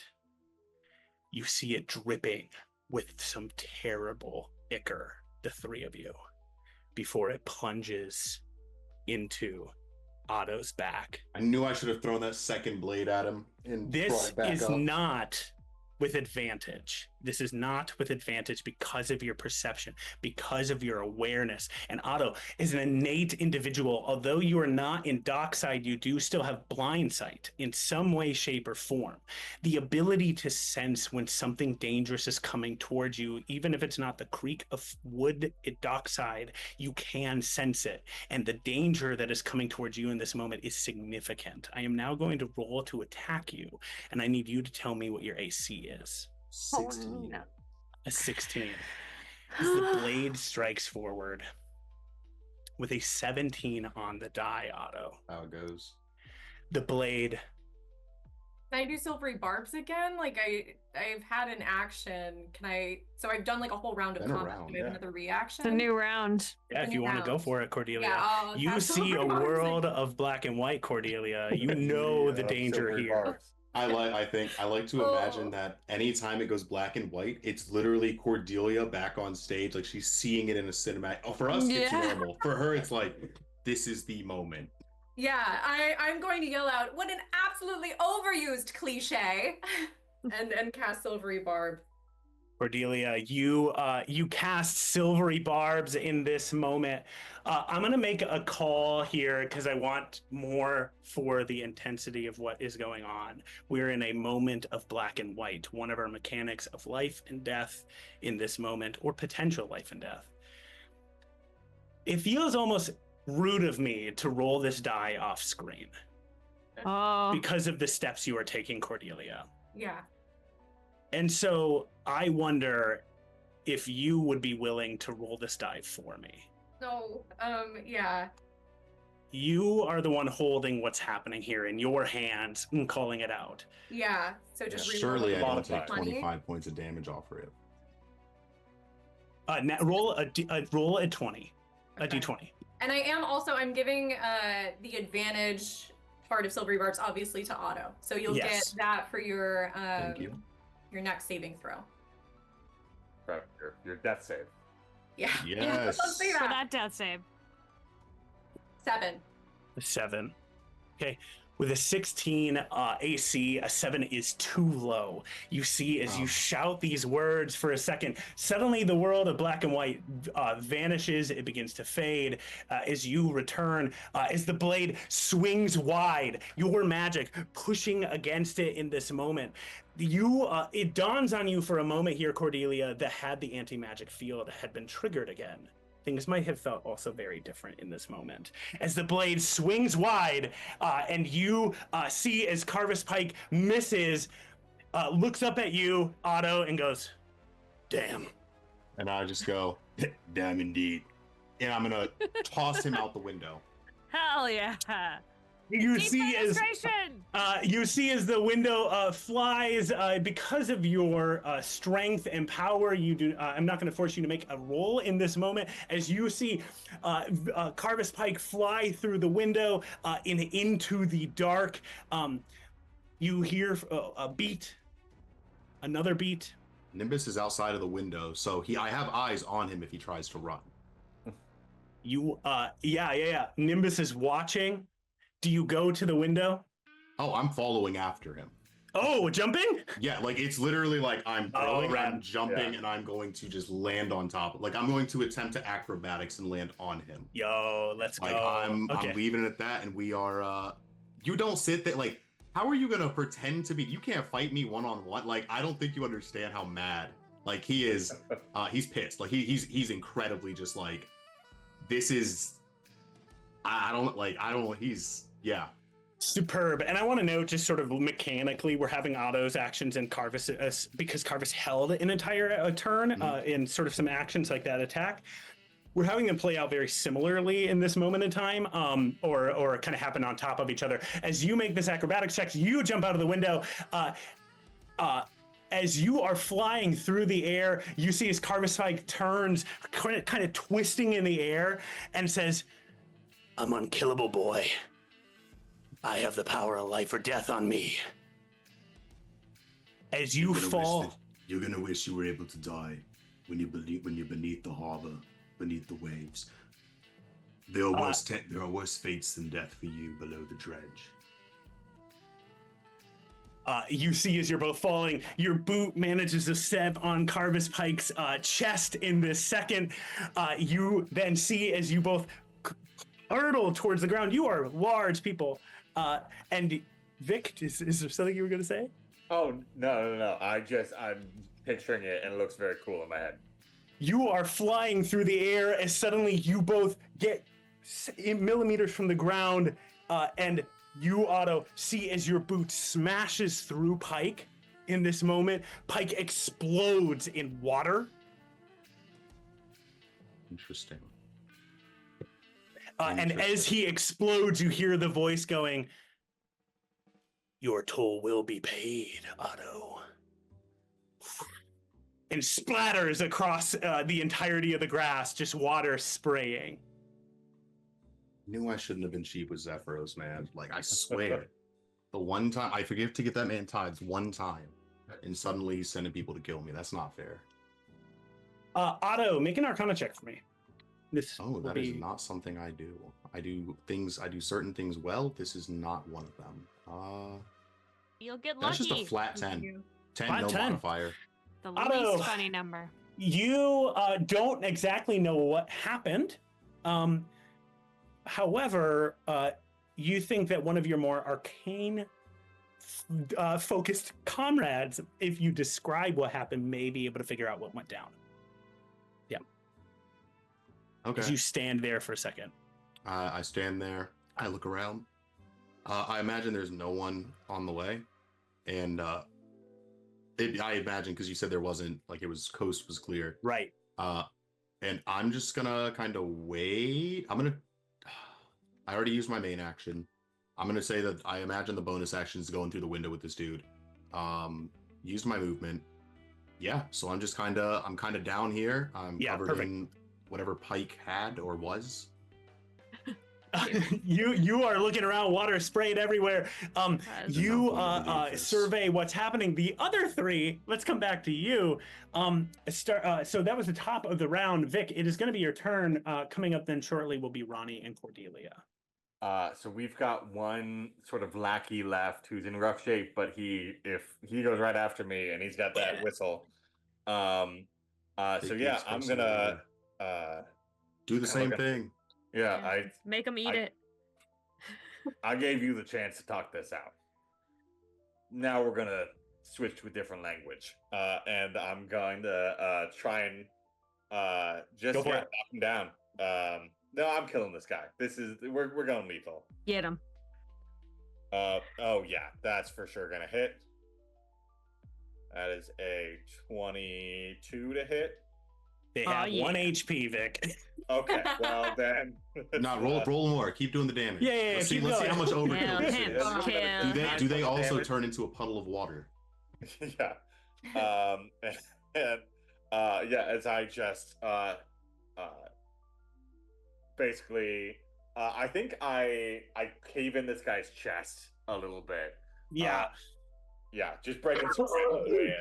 Crumples to the ground. You've slain this red coat. There's one red coat left who is very charmed in this moment. Yeah. I'm then gonna run back towards kind of where my friends are a little bit because I'd run up to that guy, and I'm gonna grab the axe that I can. that he had, just for safekeeping. Vic went out a window, or no, Otto went out a window. Okay. I thought you were telling us that Vic was going out the window. No, yeah, well, that's sort of what's happening. Vic's going out the window. Vic goes out the window. And all I'm you gonna hear try and is follow Otto out a window. All you hear is Otto screaming in rage outside. Okay, sounds like he's having. Well, he survived the fall, so that's Found good. him. Found him. Awesome. You three have a moment if you want to just quick discuss and talk about what your plan is. You're basically out of combat, so you all have a second here if you need to quick have a conversation. Can I ask my charmed friend for his whistle? Sure. Yeah. I Yeah. would like that too. Could come in handy later. How long is he your friend?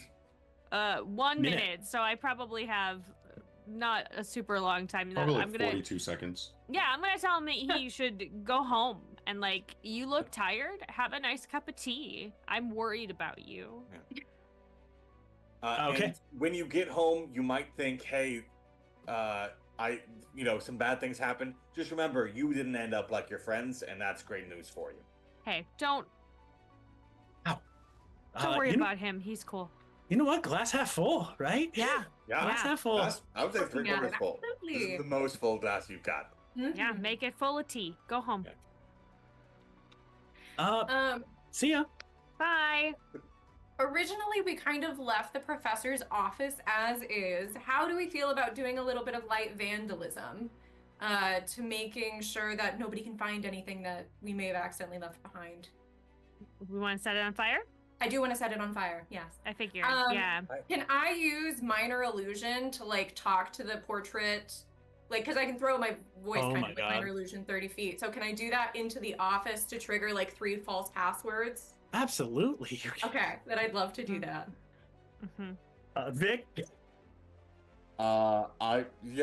He was gonna say, hey, probably shouldn't set things on fire, but Cordelia is off and running, and I'm not one to say no. Yeah.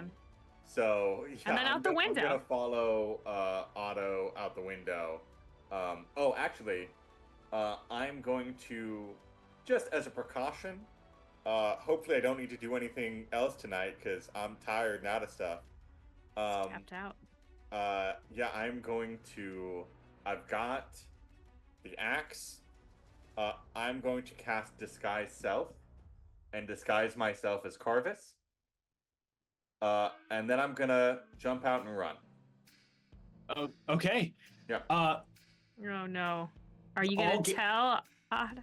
When I land, I'm gonna be like, hey, by the way, like to- it's Vic, don't worry. This is. I like to imagine that when there's puddle, there's just like the red coat that's left over, and there is like just sitting there, and Otto's like outside in his fist, like he's punching walls, like he's livid. He's not paying. He will not notice you. I will say in this moment, like you are the last thing on his mind.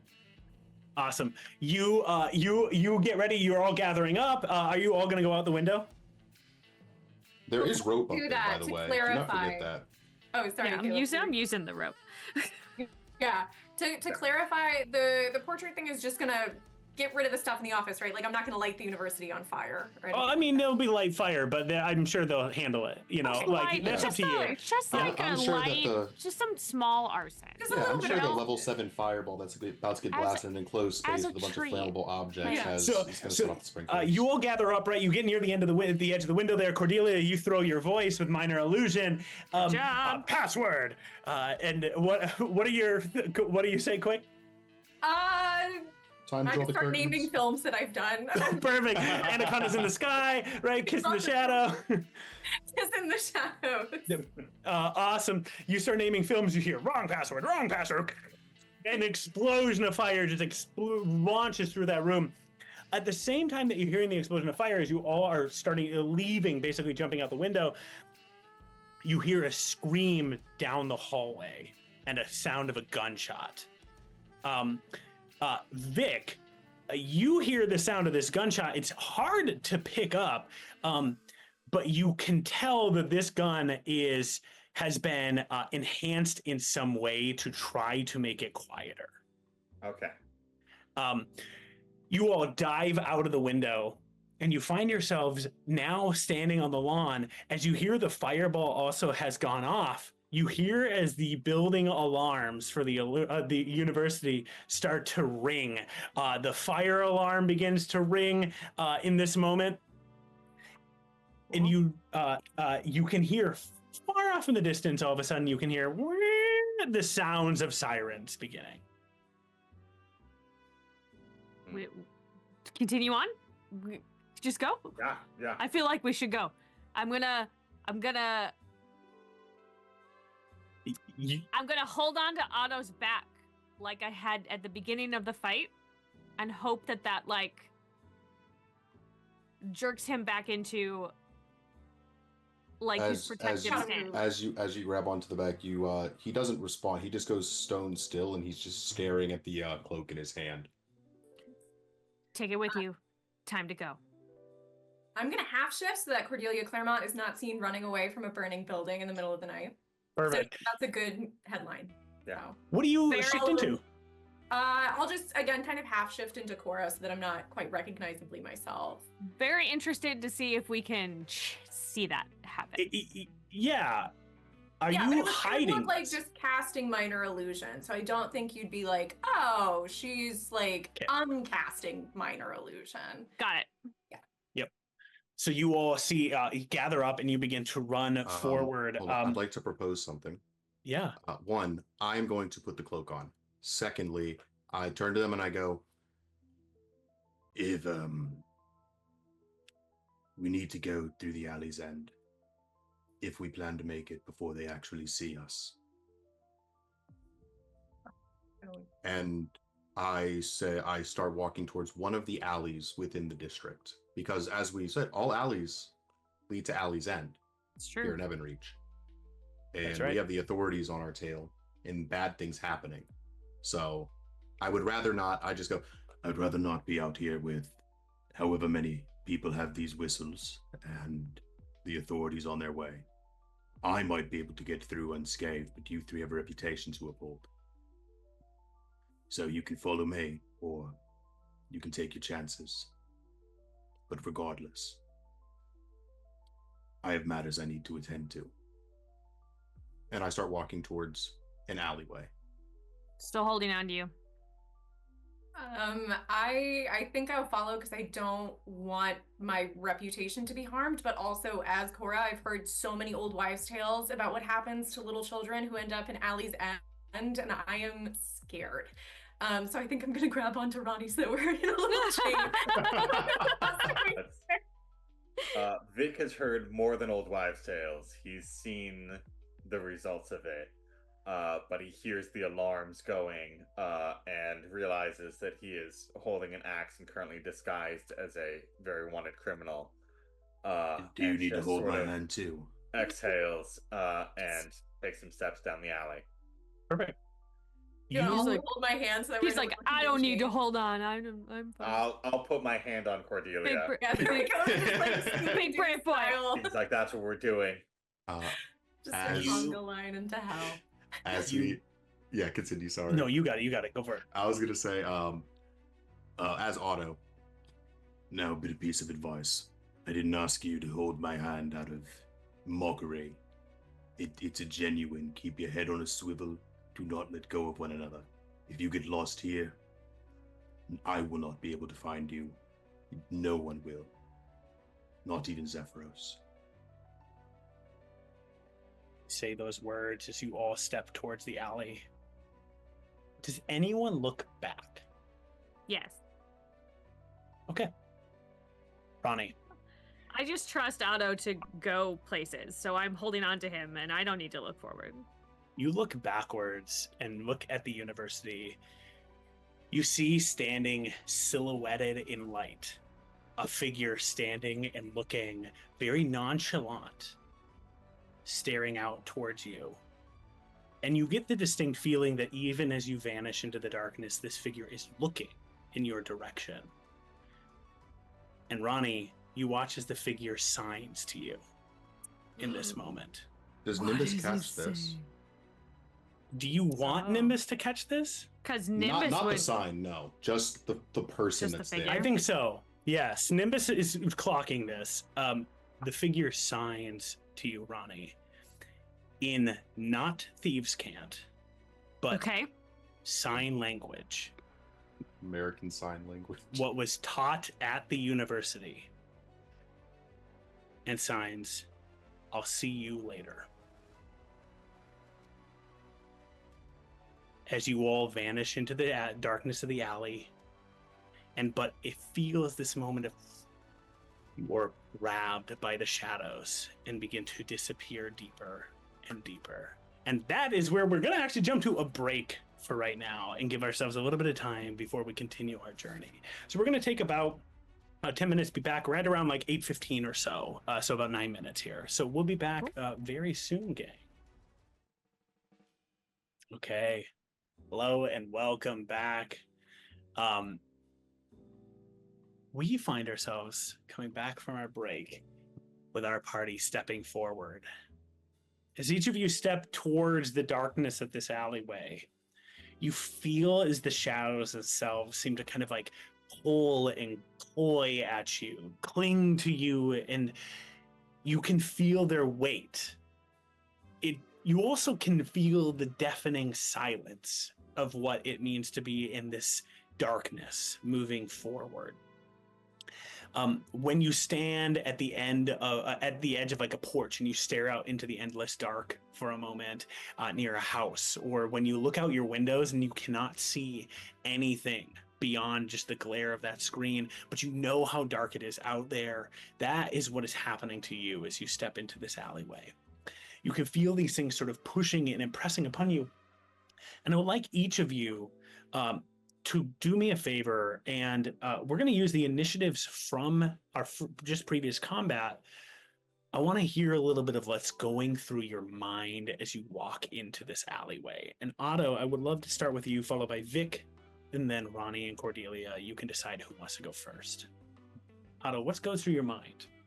So, Otto is currently wearing the cloak of whatever the Pike imposter thing was, still stained with blood, surprisingly, and he's walking or I imagine it is, he's going through little known thing. Since I have blind sight for 10 feet, I am going to be kind of keeping the party within that 10-foot cone to make sure that they don't get lost.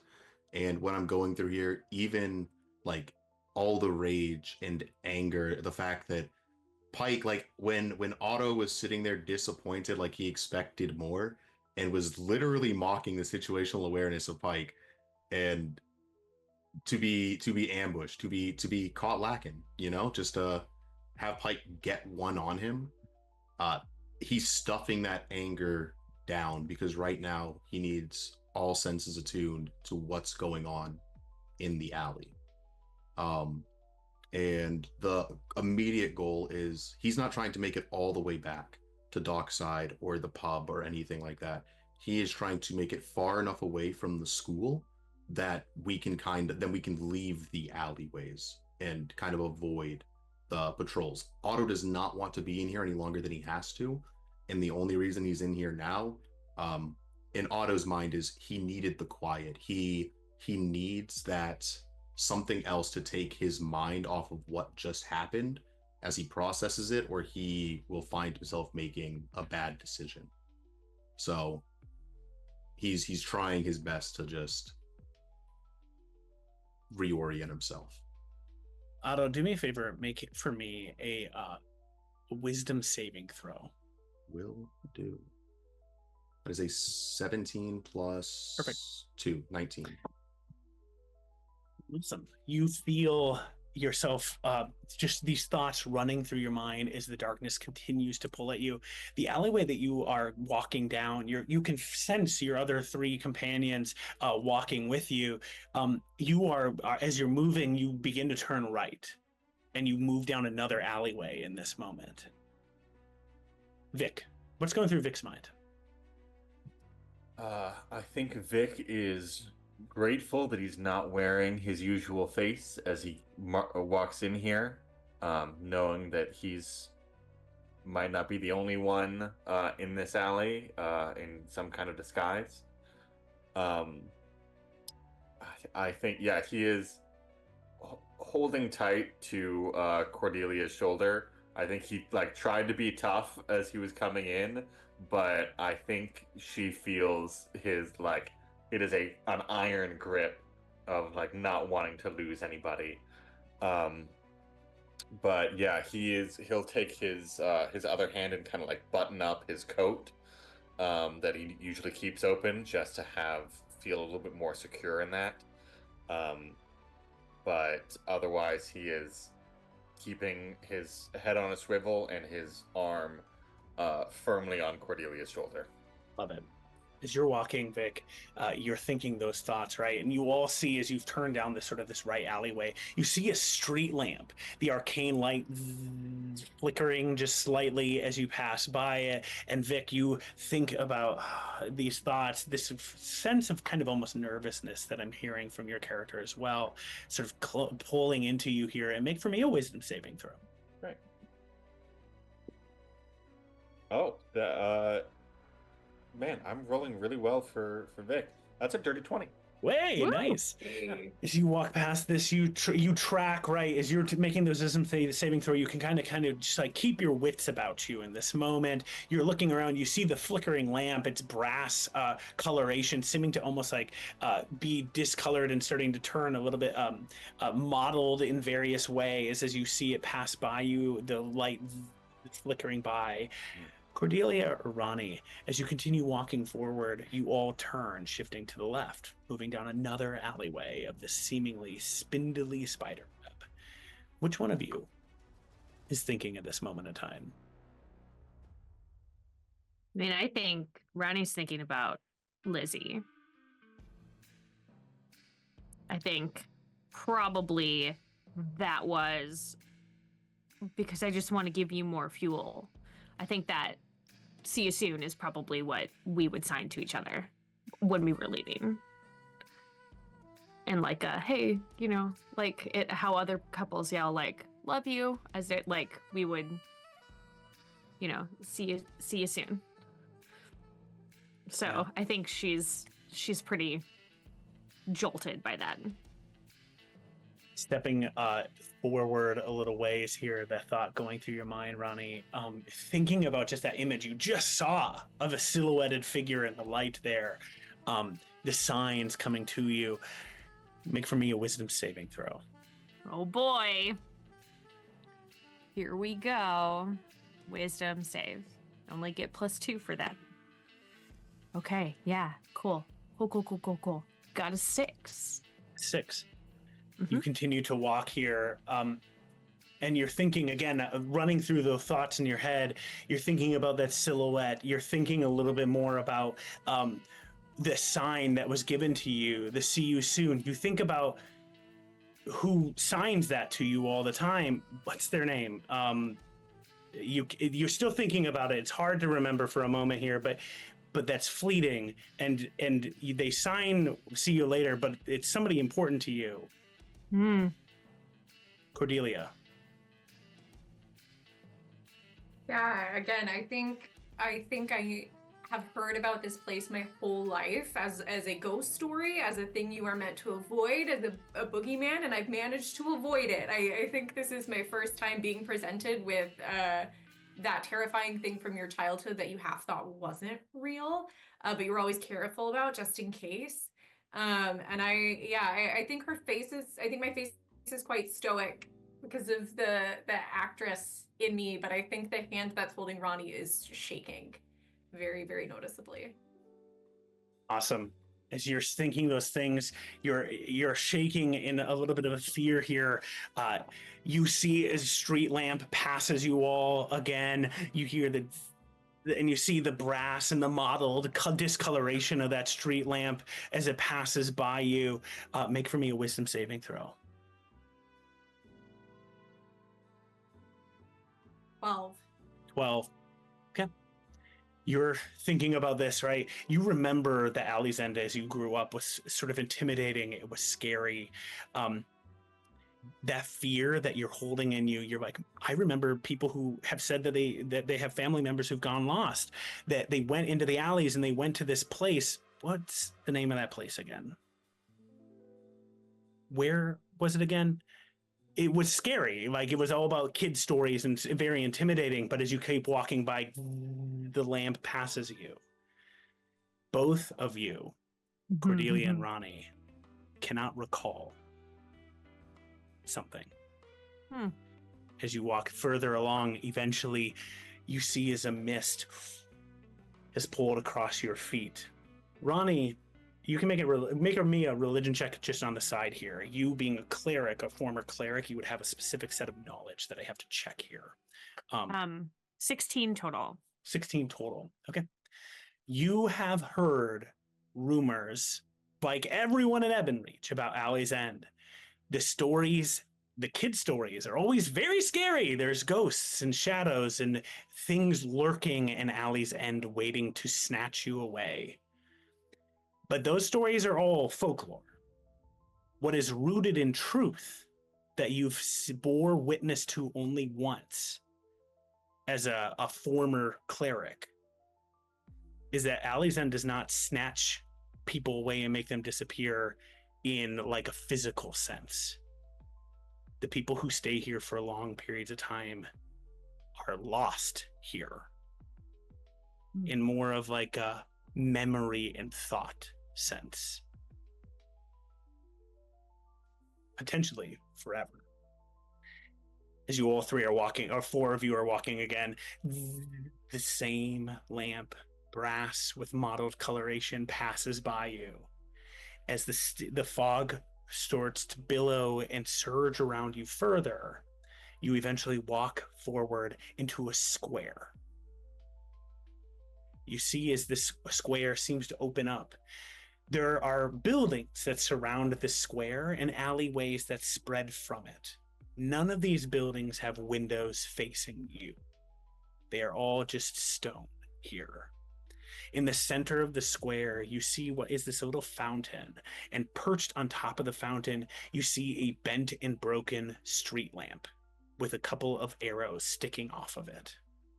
Surrounding the fountain, you can see, similar to any kind of European square where you might see like little patio tables with chairs surrounding them. You can see them all stationed around this fountain.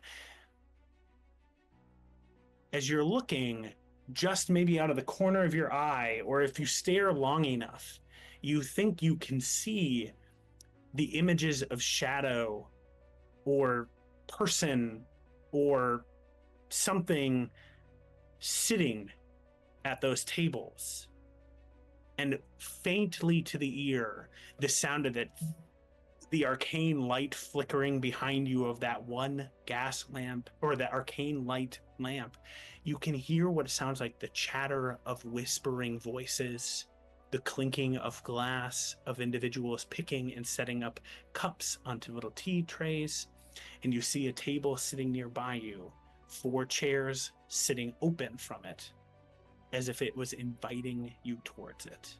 You can see that there is a couple of plates and cups sitting up on the table as well.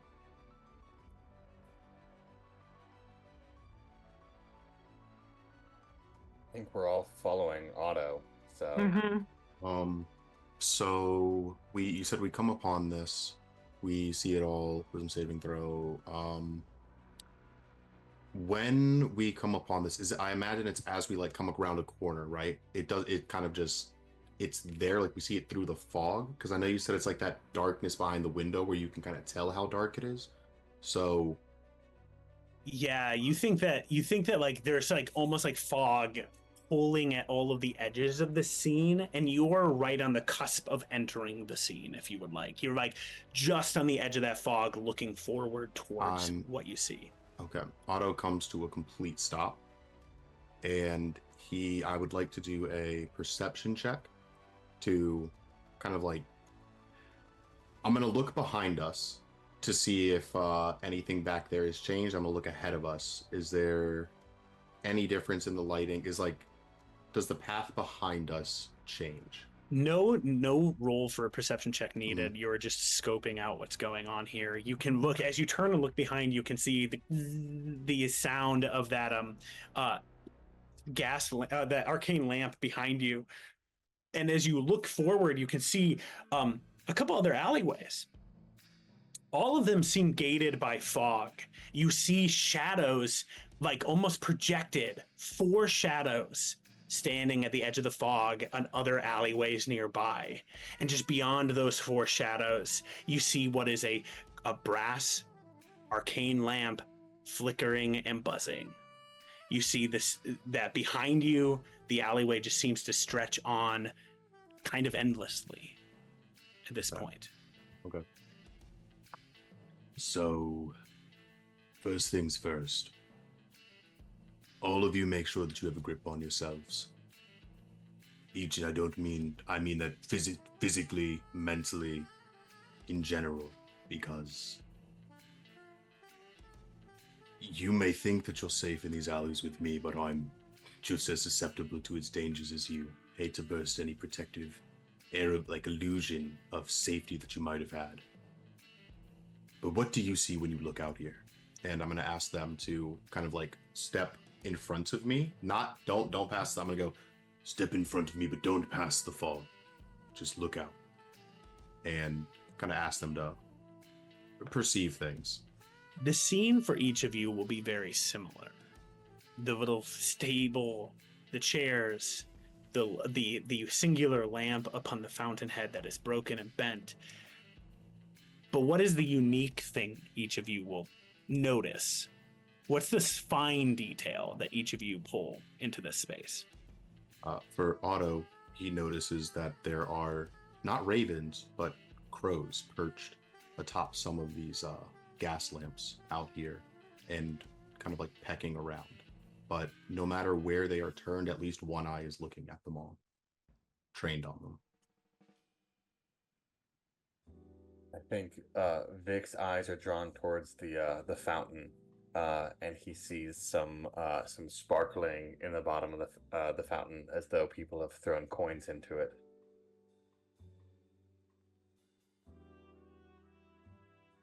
I think I'm listening to the whispers from the shadows, and I feel like, you know, they're having conversations, but I also didn't do so hot in my wisdom saving throw, so I think that I'm probably hearing my name, like blurred versions of both of my name, just like around me. Love that. Is this where A Kiss in the Shadow gets its name? This is the worst place to Ryder cast. spent some time here. Yeah. You see the shadows kissing. He's just like, you know what? I think we might be Wait a onto minute. something here. No It thanks. seems like a major motion picture. I think that it smells like that like mulchy decay smell that you get after the rain in the fall. Like it smells like dying things. But not in like a necessarily unpleasant way. Like, Just like- decomposing leaves and stuff like that. Yeah. I think that's what she notices. And yeah, okay. I have a question. This is gonna sound really existential. Do shadows have thoughts? Like if I were to cast detect thoughts, would it pick up the shadows, or would it only pick up like which path leads to people? I personally think it's worth doing regardless, because those shadows could be people. Up to you, Cordelia. Up to me on whether or not I cast it, or up to me on Yeah, whether- you're kind of having this thought. You know that shadows, they're sort of in this world of Ebonreach. The shadows have two entities to them, right? You have the shadow that is connected to you, and the shadow that may disconnect and eventually move on its own. So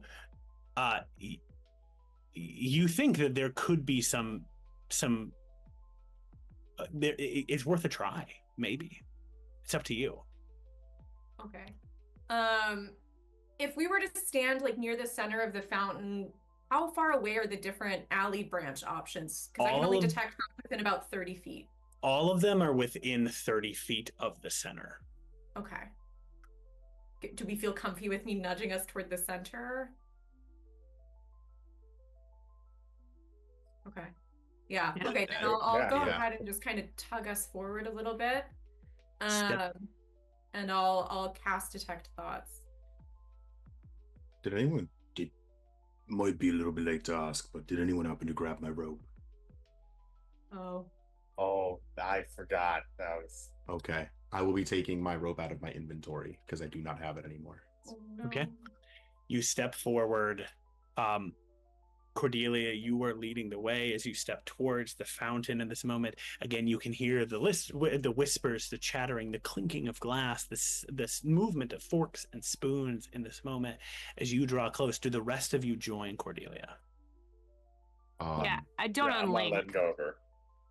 I am currently, how are we positioned right now? Because everyone was behind me, now you're in front of me. So I know Ronnie's not holding my cloak. I don't know if you guys are still in your conga line or not, but Yeah, I just like am shoving Ronnie forward a little bit. No, we can maybe slide to hold hands. That might be easier to move as a unit instead of doing the Scooby-Doo conga line kind of thing. okay. I will not hold your hand, but I will stand behind you. I am going to reach into my pocket and just pull out a handful of like the ball bearings, and I'm gonna start kind of like leaving some, like tossing some behind us and throwing some down. Whatever, I'm gonna throw whatever alley we choose to go down first. Perfect. You step forward. In this moment, you draw close to the center. You can hear these whispers. You see the coins, Vic, that are in the fountain there. You smell that mulchy area, Ronnie, as you almost see what looks to be like leaves fluttering across the ground here as well. Cordelia, as you step forward, you can see the bent and broken sign. And you see that the arrow is pointing off because you're sort of the one I'm going to say is kind of in the lead of paying attention to where you're going in this moment, Cordelia.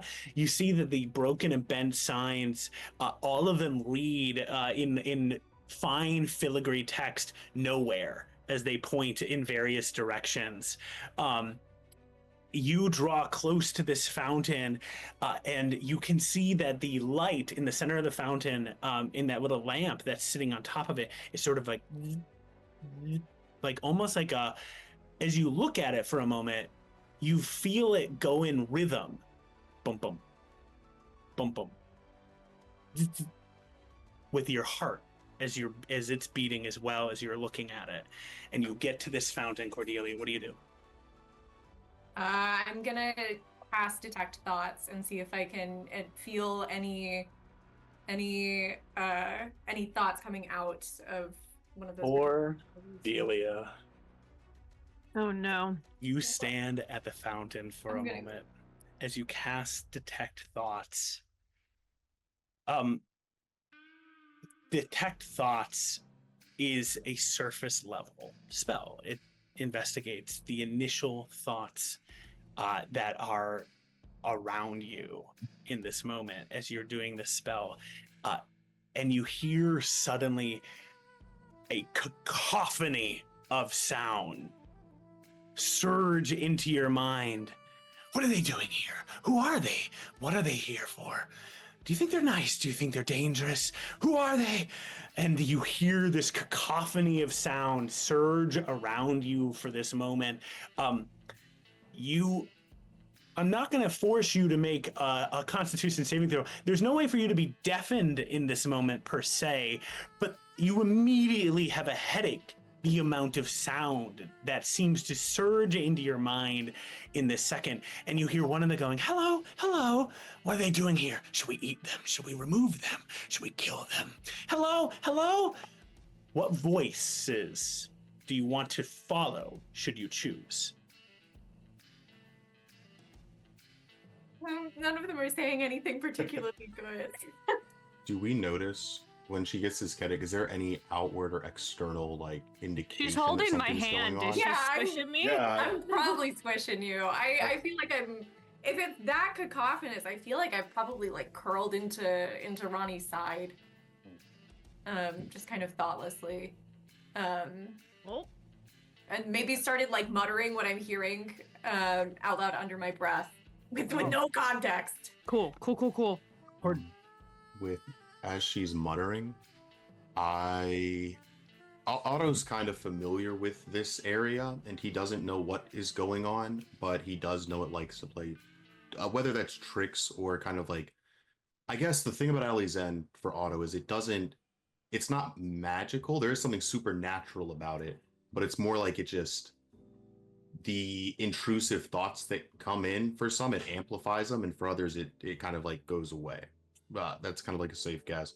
And so now seeing her kind of like muttering to herself, talking about should we eat them and everything, I would like to use, I'd like to psychically link, because I haven't done it today, to Cordelia and Ronnie, because I think she's of sounder mind, like of tougher stuff mentally.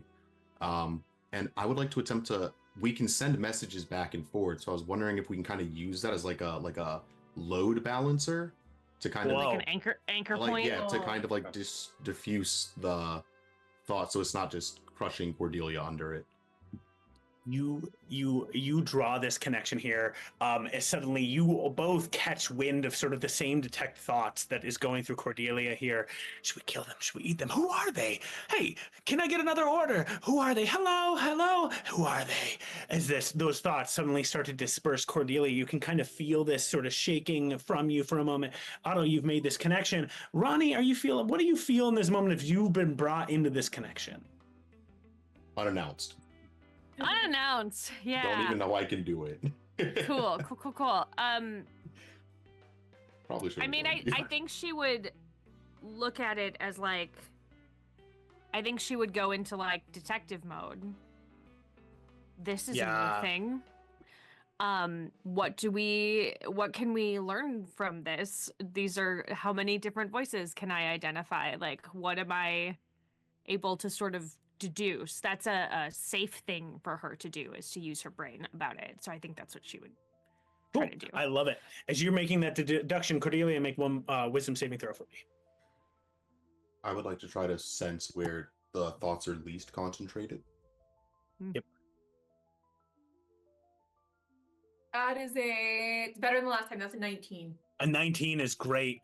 You manage to keep yourself sort of contained in this moment, Cordelia. For a second, by feeling this cacophony of thoughts, you feel yourself getting scattered.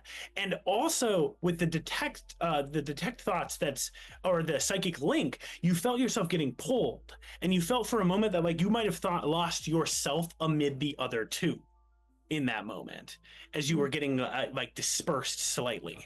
As you're pulling this all together, you all are kind of dealing with a mental moment here. As Vic, you watch the hand pull itself out of Cordelia's side. Oh, It becomes an arm, yeah. as something like almost ooze-like pulls an arm from Cordelia. The rest of you dealing and catching up with your thoughts are not necessarily registering in the moment this is happening. Vic, you see suddenly a head pulls itself from the neck. I want to grab whatever is grabbing Cordelia, because I've still got one arm on the shoulder, and I want to grab kind of whatever is holding there, and I'm gonna pull it close. It says, "We are traveling through here safely." You pull it close. As you do so, you, in that moment of pulling, pull the rest of it from Cordelia. You see as it stands sort of pulled up towards you, and as it looks up, it is faceless. There is nothing to it, but it looks exactly like Cordelia. in shape and kind of appearance beyond the face. And as it looks up, it goes, "Hello. Yes, you travel safely, and we need your help." And in that moment, Cordelia, Ronnie, and Otto, you all hear, "Help, help, help us, help us." And you all see as the beating light in the center of the room suddenly goes, flickers, and begins to fizzle a little bit as every of the identical gas lamps flickers. And that is where we are going to end our session for this evening. Great. That feels very safe. Yeah. Yeah. I'm so glad I burned my last spell slot. Yeah. Thank goodness. This seems like a great place for a long rest. Yeah. Yeah. Hey, I let's- also burned my last spell slot getting Right, really hey. messed up. we got our wits Cool. about us. Cool. Okay, We're as our ready. party, I don't know first level. as our party just kind of susses that out, I want to say thanks to everybody for coming and joining us this evening, and thank you, cast, for coming and playing this evening. It is so much fun.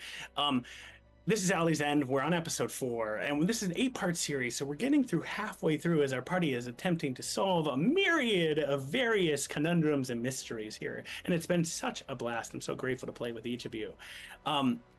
I just want to note one bookkeeping thing before we do our little outros, which is for next week, a number of us are either traveling or doing things, so we're actually going to be pre-recording an episode and airing it next week on Thursday.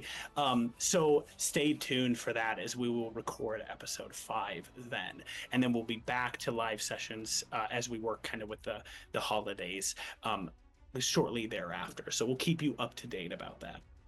But before we go into our outros here, I want to just say I'm Jake Hips. I'm running as a GM for this adventure, and I'm going to pass things over to you, Andy, playing as Vic, and then popcorn your way along to just give a quick outro. I'm Andy. I played Vic. Come join us again next week for more fun and I'm sure no Eldritch horrors. Ronnie, how are you feeling? Oh, I feel so good. yeah. It's gonna be great. Are you done, Andy? Did you want to say Oh yeah, anything no, else? that was it. That's Cool. My name is Sarah Moore. I played Ronnie tonight, and you can find me all over the internet at Pixies and Pins. And I have one more episode of my show, Sarah's Table, on Gen Con TV before I move to my new home with it. So come and hang out with me on December 20th while I get real emotional on Friday nights. So. Go do it. Yeah. hey. Cordelia, how are you feeling? Bad. I mean, I don't know if there's like any way to hear that like a goo version of yourself without a face is like standing next to you. Yeah. Bad. I feel bad, but I'm Alicia. I played Cordelia. Come back next week to see me feel bad there too. And last, Otto, how are you feeling? And close us out here for a moment. Feeling a mix of things, but at the moment, terrified. Yeah. Quite honestly, he's not going to show it to them, but he's quite terrified of being in Alley's End. There's a reason Nimbus has one eye, and there's a reason he's not here right now. But yeah, I'm Caleb Patrick. I play Otto Gristlebum, and you can. I don't have really any social media links, but I am a part of a podcast. I'm a writer for Stardust and Dragons. Come find us on there. You can find us on Instagram at @SND_pod, or just you can type in Stardust and Dragons and give a listen. Cool. And for other dungeon scrawler games, as you come into the holiday, right? It's always fun to watch these. Go and check out Concentration Check. It's at 1 p.m. on Mondays. It's a ton of fun to go and check out that show.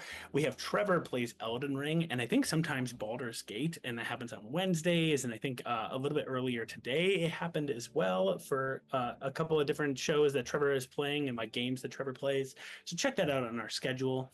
I believe, and check me if I'm wrong, audience, but Grey Mantle, which is another kind of like grim, dark setting D&D adventure that happens on Wednesdays. I think its finale has happened, but I recommend you go and check out that finale, right? And stay tuned for what shows will come out for Wednesdays at Dungeon Scrawlers.